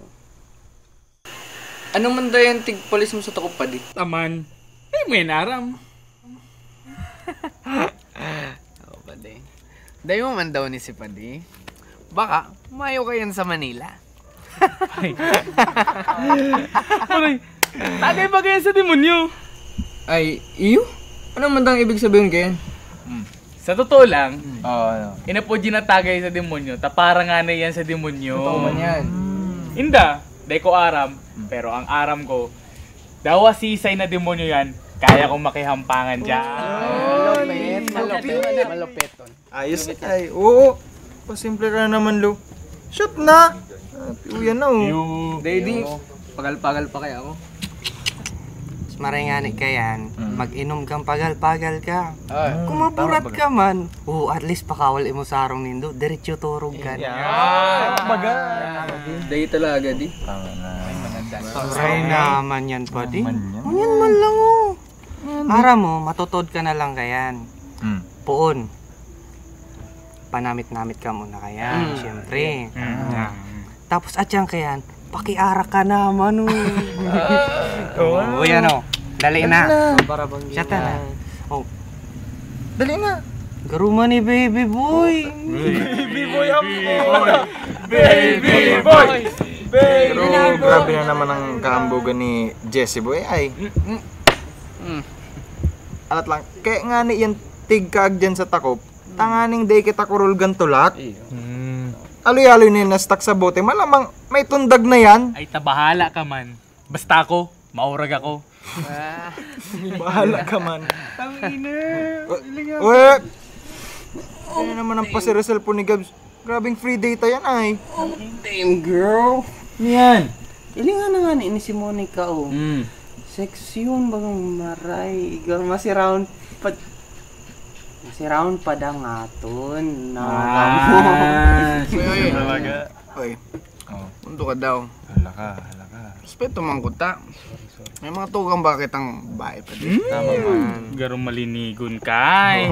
Ang ama mo nga ni, mayong respeto sa sinasakupan niya. Si Kapitan Waiting Lord. Uy, punto na daw kayan. Restoryan lang kita. At lang nga pa di. Ano ba kitang Yossi? Baka na duman, Mark? Ay, buri. Taaram kumak ka man pambakalo. Dali na. Ano? Reklamo ka pa. Dali. Hilinga na ba yan si Mark Padi? Tano? Pero may na lang mayong pang-ambag. Ay ta. Maski nga ni piso mayo. Liputan nga. Pero ikaw man ko ta. Pang-ambag. Sa isbaga? Sa na. istorya. Puta man. Oh, yun na. Hindi nga ni si Ellen Adar, no? Ay, bray. Sira mo na Lister Maron, ano? Ay, bray. Yeah. Puta manay. Doon bagay sa arong nagturog sa banggi. Kaya naman sa'yo mo nagparam, ano? Bray! Ayop na niyo. Putang mali. Ayop. Puta. Oo, ano yan? Ano ka man? Ano man? Tama man ko tang tultul. Masupog man baga kaya sa Indo. Tadaw di ako nagsisigarilyo. Ako pa nagbakal. Di ka na magparareklamo dyan. Tabo ko man ka ang nagbayad. Ani. Ano ba kasi pabakal? Atakado ka. Kung chicks lang ang demonyong naalayan ta kaning tagay taon yan. Oh. Puta. Naka-score na garo ako. Napanganaan ko na garo to. Ay, bring. Baka talaga mano. Yan ang tagay sa demonyo. Yun. Estado mo si Shatana. Sina Shatana? Sinadali ko sa banggi. Deman. Ika na. Ano na, malamang dyan. Lang, lang. Abo lamang ka ni makasaro. Ay, kadakol na lamang ko. Uy, yun. Di talaga, di. Pasensya na. Nag-jamming malang kayo talaga. Garo naman daw ni si Arlo.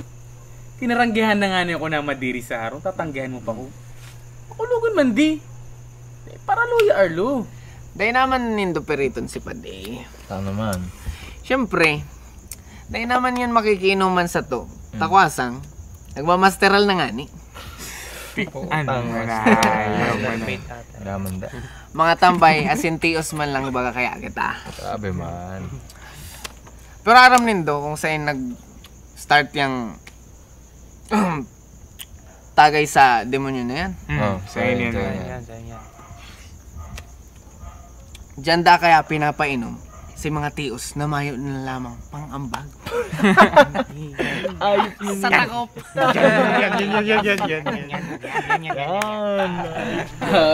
Baray. Matapaburi ka naman kay na maray pa diyan. Pero di ko naman yan kayang sabihin. Ay, dahi man. Iyo lang kaya talaga tong aram ko. Sa totoo lang kita. Ta kung mayo man na ipangaambag. Ta ano ta? Pa-jamming pa. Totoo palan. Sisayan. Ay, tayo na lang ako mataram. Masakit na pala. Sarala naman ka mo eh. Aram nindo. Yang tagay sa demonyo na yan. Para yan makasama sa mga kaluluwa ng mga dere-demonyoon. Si mga dere-demonyo nagmamalinig. Garbaga kita ngunyan. Kaya talang aram, malinindo, kainuman ta na palan si Judas o si Satanas. Talang aram, garag bagay di sa barangay ta. Arog ka itong mga korap na politiko. Aram nindo, mas maray nang nagtitios. Kaysa itong naging rason kang pagtios ng iba. Oh, nangiling mo man sa ko. Di, namurundo na. Siya na yan. Ay, tama na daw yan. Yaong baga kita digdi para mag-urugma. Oh, hindi nga yan sigal. Basta urugmaon bagyan sa bata-bata niyang diputang kanus-kanus man nga niya.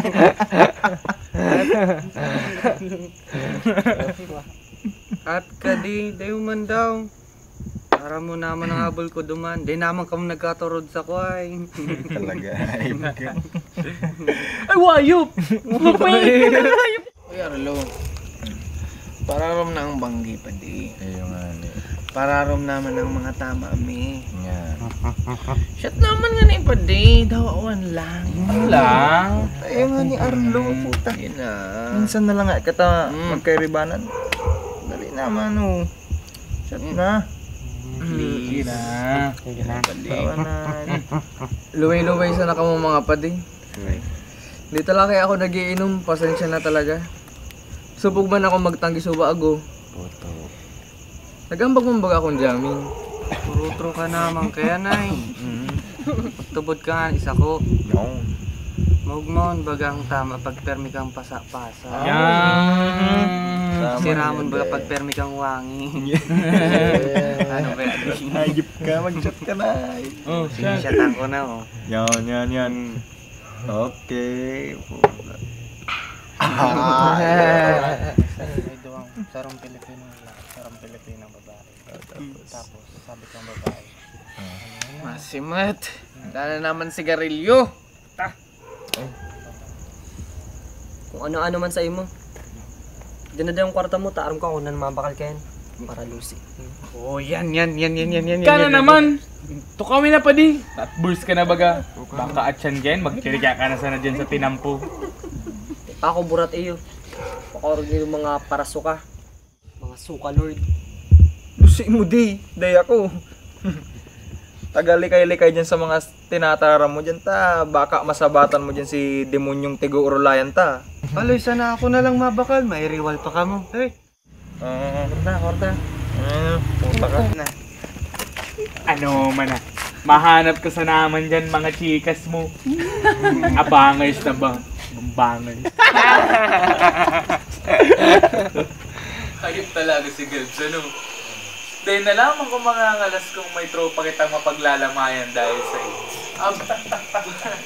Hayop mo. Pwede magkaroon pa saro-saro sana. Pero maray namin paghenta. Gawang libre pa kapi barabanggi. Masaro-saro pala. Anhabol mo man lang kape. Si libreng kape. Mailigon ka sa libre, ano? Muruntok na daw. Para rayo sa namang tabo. Uy. Dahil do ko idamay dyan ta ako. May trabaho ako. May pambayad ako. Dahil man lamang ako magkapurubre at Sige pa, di. Sana lugod ang may kwarta. Carlo. At ako lang matsik sa manet. kung may bata man ako, loyal man ako. O, tawan, uyan ha. Nagtaram na naman si pinakamalinig sa tropa. Maranugan na daw ka mo? Bago pa man ka mo dyan inuuroragan. Pero din nindo kay Sally, taday man ka mo makakapalagsa ko. Ta mga supot man ka mo. Hayop ka. Hindi daw. Makibanugan man ako sa Indo. Mararaut lang purma ako. Muruntok naman daw ka mo. Masubugan baga kay Arlo at ang unya na lang nakijamming sa tuya. Arang pa papailing nindo. Ayop na buot mo yan kay Arlo pa de. Tano? Uutangan mo? Ayop. Ugman. Magaya-gaya eh. Yeah. Muray na pa de. Tano? Siyon talaga si Bantay duman sa may tindahan. Nagkakainitan na lang digdi pa di. Yan ginara ang iniisip mo. Iba ka? Pasensya naman pa di. Pakarap ko sa pagkairinit kang pamayan nindo. Kakabot ko pa man lang oh. Ibang payo na kaya nag-iirinit sa imo? Puro ka kaya kalibugan? Ano, tanggot ka na? Ano bagang pinag-iiriwala nindo? Saradit sa na kayang bagay, pinagpaparapadakula pa? Maguruli na daw. Anong guruli? Ikaw maguli. Ano? Tatawin pa ang pamasahe? Grabe naman yan. Dahil supog ka naman kayo na malala. Ay, ano problema mo? Pag mainom ka pa din, magambag ka. Umurundo! Sige,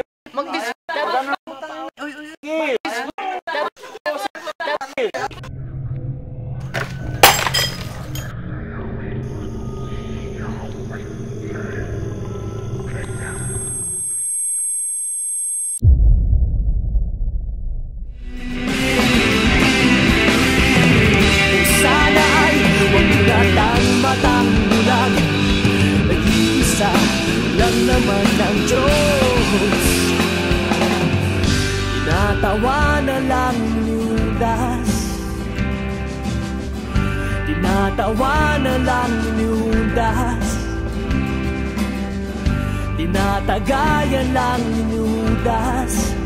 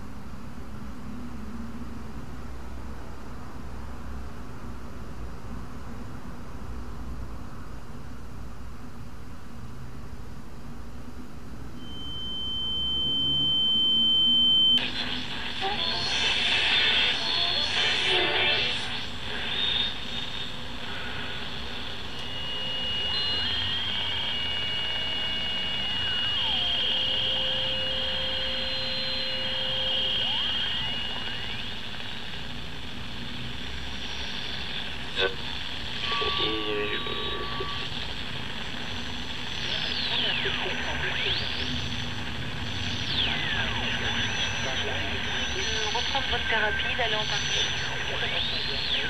Votre fils a quand même...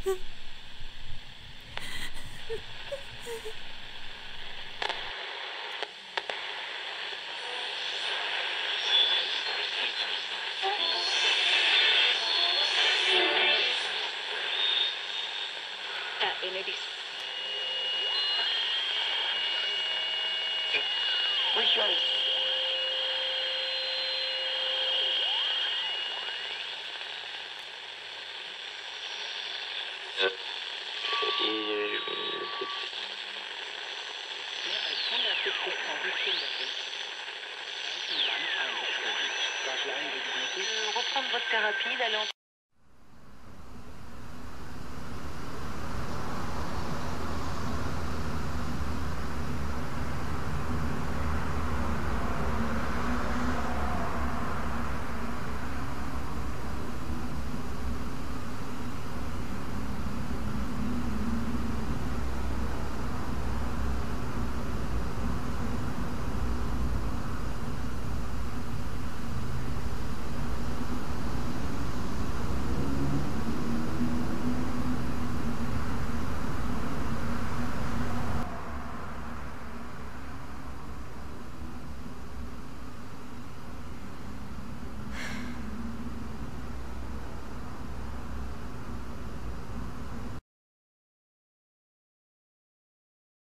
Guten Abend, gute Nacht, mit Rosenbedacht, mit Mäglein besteckt, schlaf unter Himmel.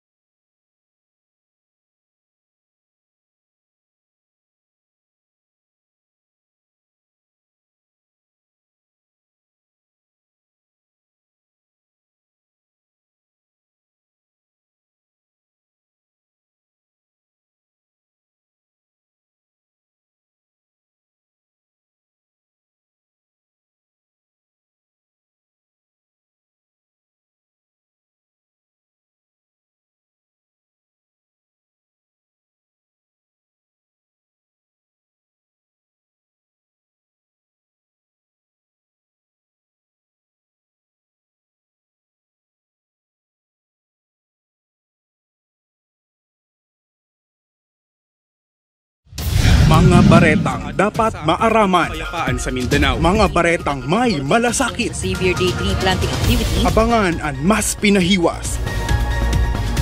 Asin mas pinakusog na CCD News. Sabado, alas 3 din hapon, madadalan sa Facebook page kan Ateneo Radio and Television Channel asin Center for Community Development.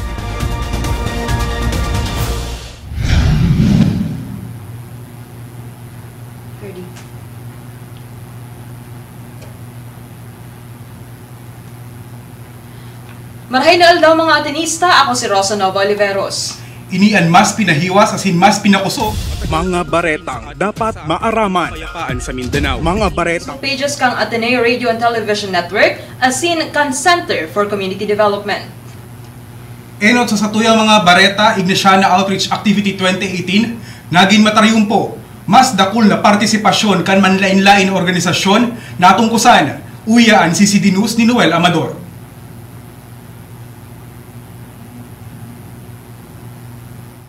Halangkaw ang tinaong rating kan Direktor kan Center for Community Development o CCD na si Elmer Santo Domingo Jr. sa ginibong Ignatiana 2018 kang nakaaging Hulyo 28 sa mandainlain na partner communities kang universidad.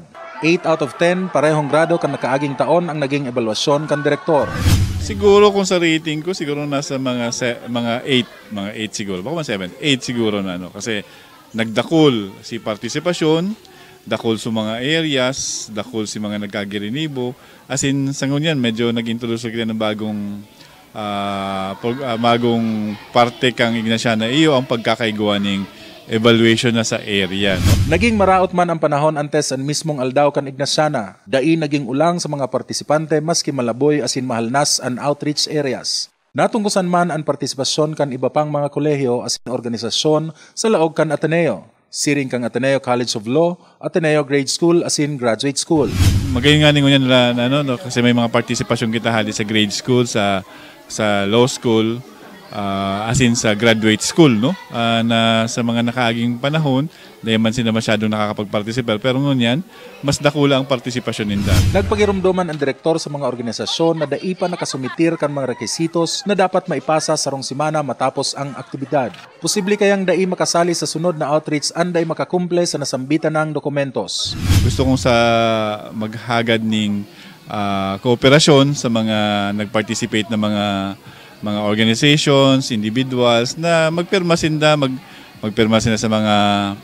sa mga attendance sheets, mag-submit ng documentations, mga pictures, kadikit na write-ups kang about sa sindang activity. Kasi may hiling tayo iniyo kung magayon, as in, dangan pang maipadagos iniyong sa tuyang Ignatiana. Pag day nakapasa po, so medyo day po matutugutan na sa sunod na aktibidades na magkakaigo ng institutional outreach o iba man ng mga outreach, day na po medyo day na matatabangan ka mo, no? Kasi mayong resulta, kumbaga pwede mi ka mong i-ban o pwede mi ka mong i-suspend ang sa inyong participation sa mga masunod pang mga activities. Ginigibo ang Ignatiana Outreach Activity kada taon na pinagbabalihan min sobra sa 1,000 na mga estudyante, mga propesor asin administrador kan universidad na konsideradong saro sa pinakadakulang aktibidad kan Ateneo de Naga University. Para sa ARTV, Noel Amador, CCD News.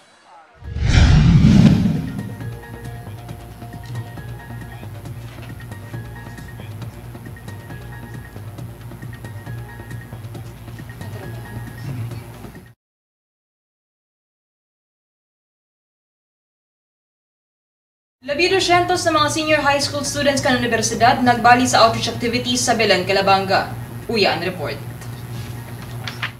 Panahon na naman ng tig-uran asin ngunyan sa ng Hulyo, 4 na bagyo ang naglaog sa Philippine Area of Responsibility. Problema ng God kan mga nakaistar sa kostal na parte na inikan Calabanga ang daluyong o storm surge na darakan mga bagyo. Saro pa sa mga problemang inaatubang ang basura. Kung minsan kaya, inaatong sa bayakan Calabanga ang mga basurang nagahali pa sa mga kataraid na munisipalidad kan Banwaan. Kaya man ko mo pagselebrar kan Ignatiana, nagtaranom nin mga bakawan at nag-coastal clean-up ang mga senior high school students kan satong universidad sa Barangay Belen kan parehong Banwaan.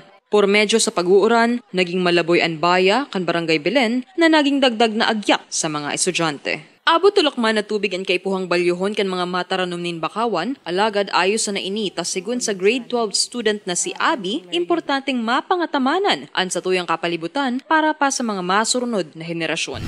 As much as possible, if you see it or if you have trash, don't just throw it away kasi this is Mother Earth. It's already slowly dying and not being able to take care of it, we're not going to take care of ourselves either because this is our home. And if we don't take care of our home, we're not also taking care of ourselves and even the future generation po.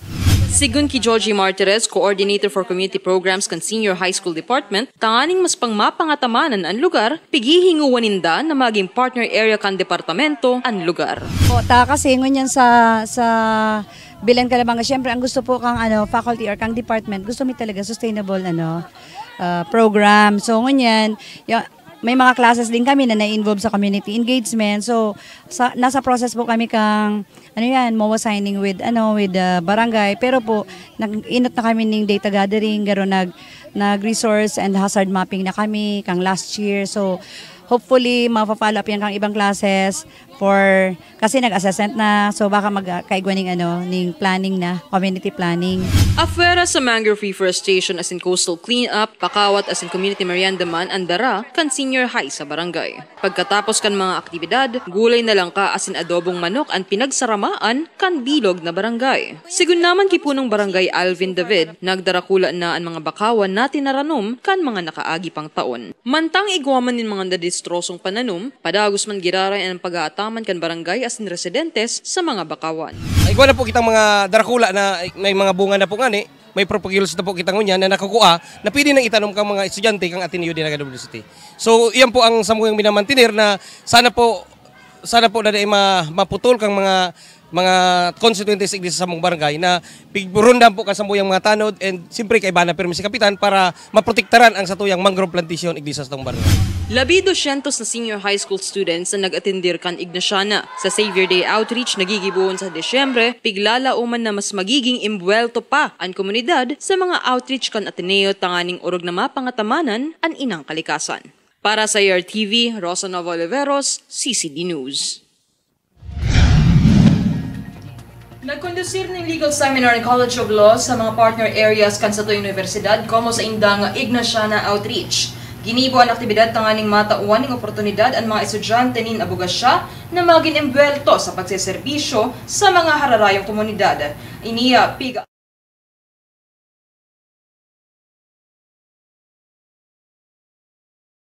Kutira sa naunang bitang seminar ang Acta Republica 9262 o Anti-Violence Against Women and Children's Act of 2004, mga derechos kan akusado, federalismo, as in charter change. Mientras tanto, pigatandiran man kan mga estudyante kan Palo Integrated School and Google Apps for real-time collaboration na pig-organisar kang Computer Sciences Department.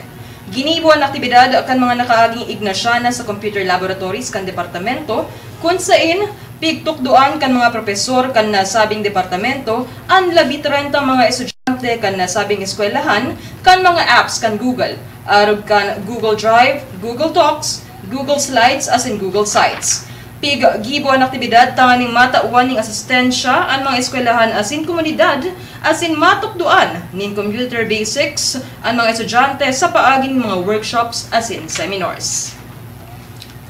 Sa ibang Bareta Association of Psychology Students in Ateneo o APSA, pinaugmaan mga aki asin magurang sa paagi ni community merienda sa Barangay San Roque sa Banwaan ni Kanaman. Uya ang report ni Gerald Gandia. Labi 50 kaakian asin mga magurang kan Barangay San Roque sa Banwaan ning Kanaman ang pinaugmakan psychology students kang universidad sa paagi kang community merienda na ginibo para sa Ignaciana 2018. Manlaylay na pakawat asin storytelling manlungod kisan Ignacio ang darakan mga estudyante kang Ateneo. Pagkatapos ka mga pakawat, pinagsaramaan ka mga estudyante ang macaroni soup na niluto mismo kan mga profesor asin estudyante kang universidad. Sigun sa moderator kan Association of Psychology Students in Ateneo na si Faye Sales, naging maray ang koordinasyon sa opisyalis kan barangay kaya naging magayon ang ginulwasan kanasambita ng aktibidad. Nakita ko yung mga bata, yung pagod mo sa pagpagod nila ng mga students pag-prepare, nawawala kasi nakita nila yung smiles, masaya yung mga bata, nag-enjoy sila yun. Nagpasalamat man ang kapitan kang barangay na si Bernabe Trinidad tapera sa Ignacia na community merienda padagos mang giraray ang supplemental feeding program kang Ateneo. Kami sa ngarang kang barangay council kan San Roque naugma para dyan sa ginigibong feeding program kan Ateneo. Ini may regular man pati sindang kuyan na feeding apira kay ni mga kuyan ini kadagdagan na activities. Kaya dakula po ang pagpapasalamat mi sa itong mga kaakian ni sobrang kaugmahan pati man po ang mga magurang may partisipasyon na gigibog di sa samuyang barangay. Apera sa barangay San Roque sa Kanaman, ginibo man ang parehong aktibidad sa 8 pang partner communities kang universidad sa Milaor, Magaraw, asin 2 pang barangay sa Kanaman. Para sa ARTV, Gerald Gandia, CCD News. Civil engineers nagbahay bayanihan sa punong Magaraw. Bistuhon ta ang naging benepisyaryo sa report na ini. Pinagtarabangan kan Philippine Institute of Civil Engineers ADNU chapter ang pagtugdok ning harong kan sarong empleyado kan Ateneo na si Ray Roselo sa barangay Punong, Banwaan nin Magaraw. Susug kay Ray labi ang sa iyang pasasalamat, hulita sa laog kan 2 taon na pagiging empleyado kan universidad, gibo sa nasa trapal ang sa iyang harong. Dati ko dumampo sa Pamplona. Pag nagtuturo, nakikister na lang kami, mabuhat kami. Kung dahil magbuhat, papalibutan ming sarong mga trapo para dahil kami kapusunin itong tubig. Ning, ano po, trapal lang po ito. Mga trapal lang po inayaw. Tapos, nailing po ni Ma'am Saray po baga sa PPA. Bisita po, nailing naman, trapal ang palibot. Ano man po. Plastering ang ginibukan mga estudyante tanganing mas pang mapapusog ang estruktura kan harong ni Kuya Ray. Naugma naman ang President kan PAIS na si Marie France Caceres. Sigun sa iya, kung sa eskwelahan si Kuya Ray ang nagsiserbi, ngunyan ang tamang panahon tanganing maibalik ang mga tabang na ginibo niya para sa eskwelahan.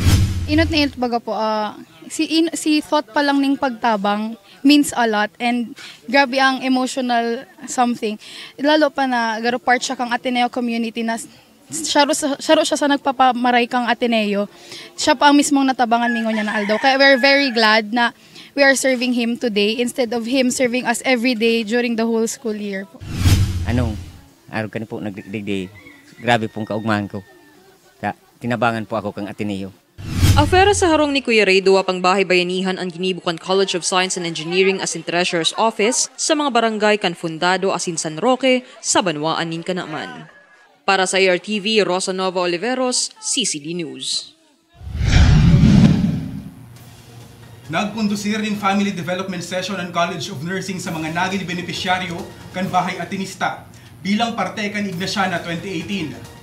Ginibo ang aktibidad sa Nursing Amphitheater kan Universidad na inatindiranin siyam na Bahay Atenista families. Pigdiskutir sa aktibidad ang manungod sa marhay na salud, basic first aid, asin hypertension. Nagtaon in recollection si Father Buboy Silerio pagkatapos kan seminar proper. Ginibo ang aktibidad tanganin matawan nin kaaraman manungod sa marhay na salud ang mga pamilya asin makumusta ang mga estado kaini.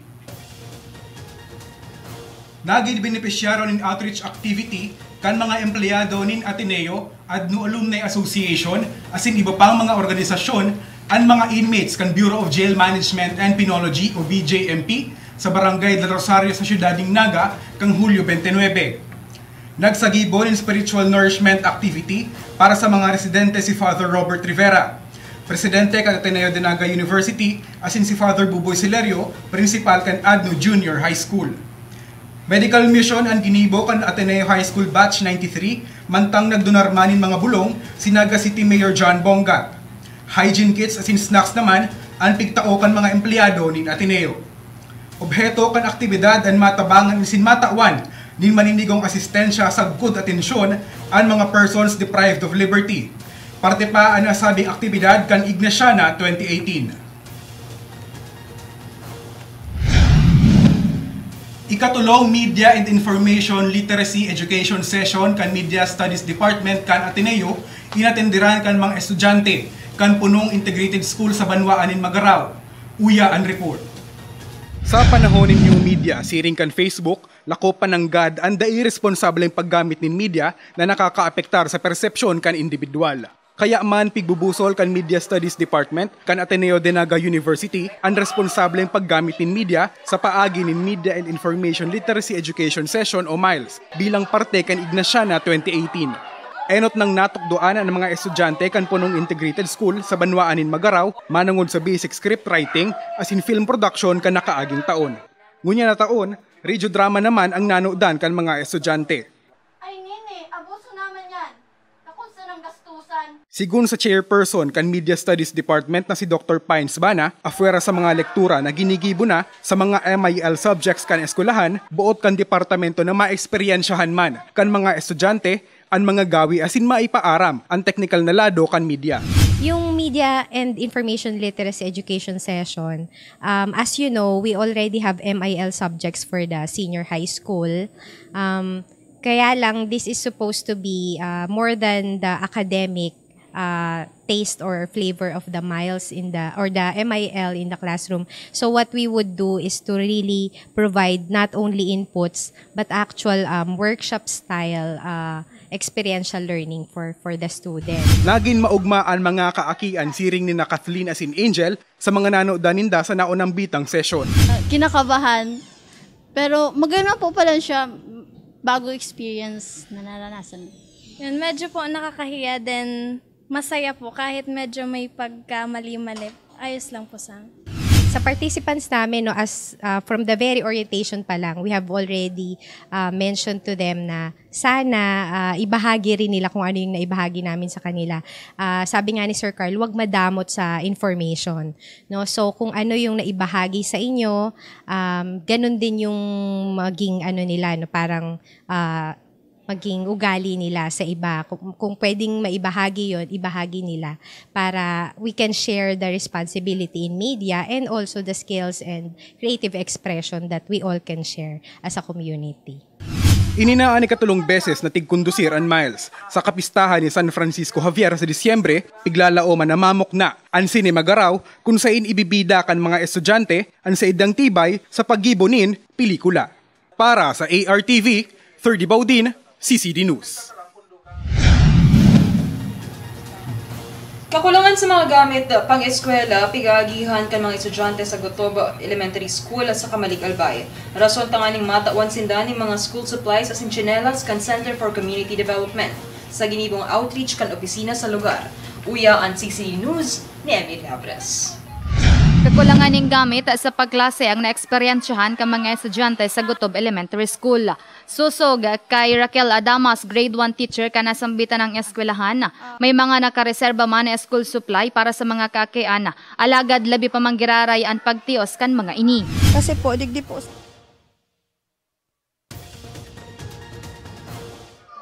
Kakulangan ng gamit sa pagklase ang naeksperyensyahan ka mga estudyante sa Gotob Elementary School.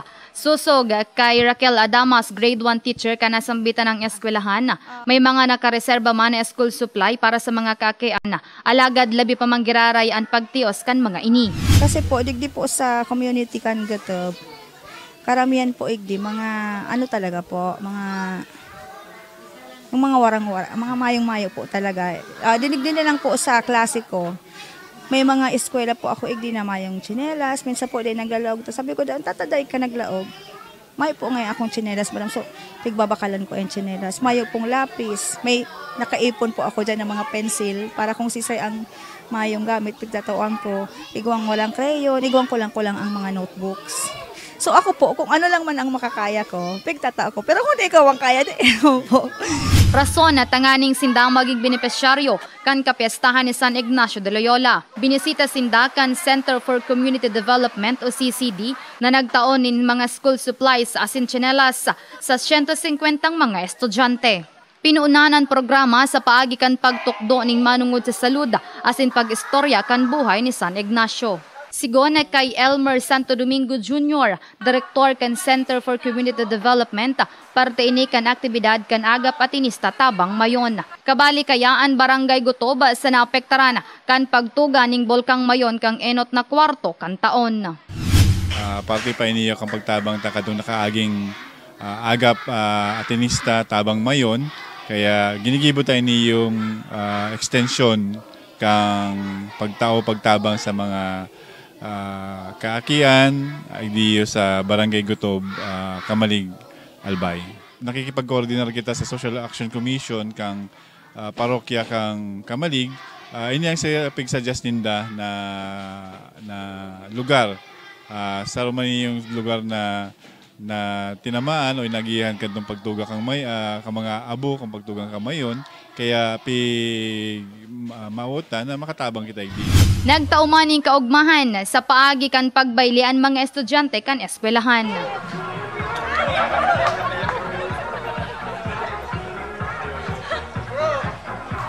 So to Ateneo Dinaga University, thank you very much po sa dakulang tabang na itinaumudig nindo digdi sa Gutob Elementary School, especially po sa mga kaakian. So dakulang tabang po ini, dakulang ano po sa inda ini, unra. Dakulang pasalamat ni po sa indo. Kami po ang napili through the Social Action Center po. Thank you very much po sa Ateneo. Sa continuous na pagtabang nila, kaya nagpapasalamat ang Social Action sa Kamalig na dapat bako inan huri, igwa pa kaming matabangan ng mga siring kaining mga barangay sa mga masulong. Hagad man ka mga organizers kan aktibidad, matauan man lugod ning importansya kan mga kaakian ang pagklase tanganing maabot ni daan sa indang mga pangiturogan. Para sa ARTV, Emeros Liabres, CCD News. Mga Atenista nangangaipungon niya tabang ang mga tugang ta sa Hulo-Sulu sa Mindanao. Kan nakaaging Hulyo 24, natumtumin kalayo ang kakulangan yung gamit at sa pagklase ang na-eksperyensyahan ka mga estudyante sa Gutob Elementary School. Bitang lugar. Pigkakarkulong 5,200 na pamilya ang apektado kan kasulo. Panginit na pangangaipungon yan, ang mga badok, hygiene kits, mga tamong asinbalong, kay Raquel Adamas, grade 1 teacher prayer mats, asinbagas. Pwede po nindong ipadara ang mga in-kind donation sa Saksi Office, Ground Floor Jose Maria Rosauro Building, Salvador Campus, Ateneo de Zamboanga University, Bitan ng Laborisima eskwelahan, Street, may mga nakareserba man na school sa mga supply buot para sa mga kwarta hindi po Ateneo de Zamboanga University na naka-flash sa indong mga TV screen ngunyan. Agad labi pa manggiraray ang pagtiyos yan ang mga katilipunan kan mga baretang ngunyan sa espesyal na edisyon kan CCD News para sa Ignaciana 2018. Liwat ako si Sister Di Baudin. Asin ako man si Rosanov Oliveros. Mabalos mga Atenista asin ad Mayorem Dei Gloria.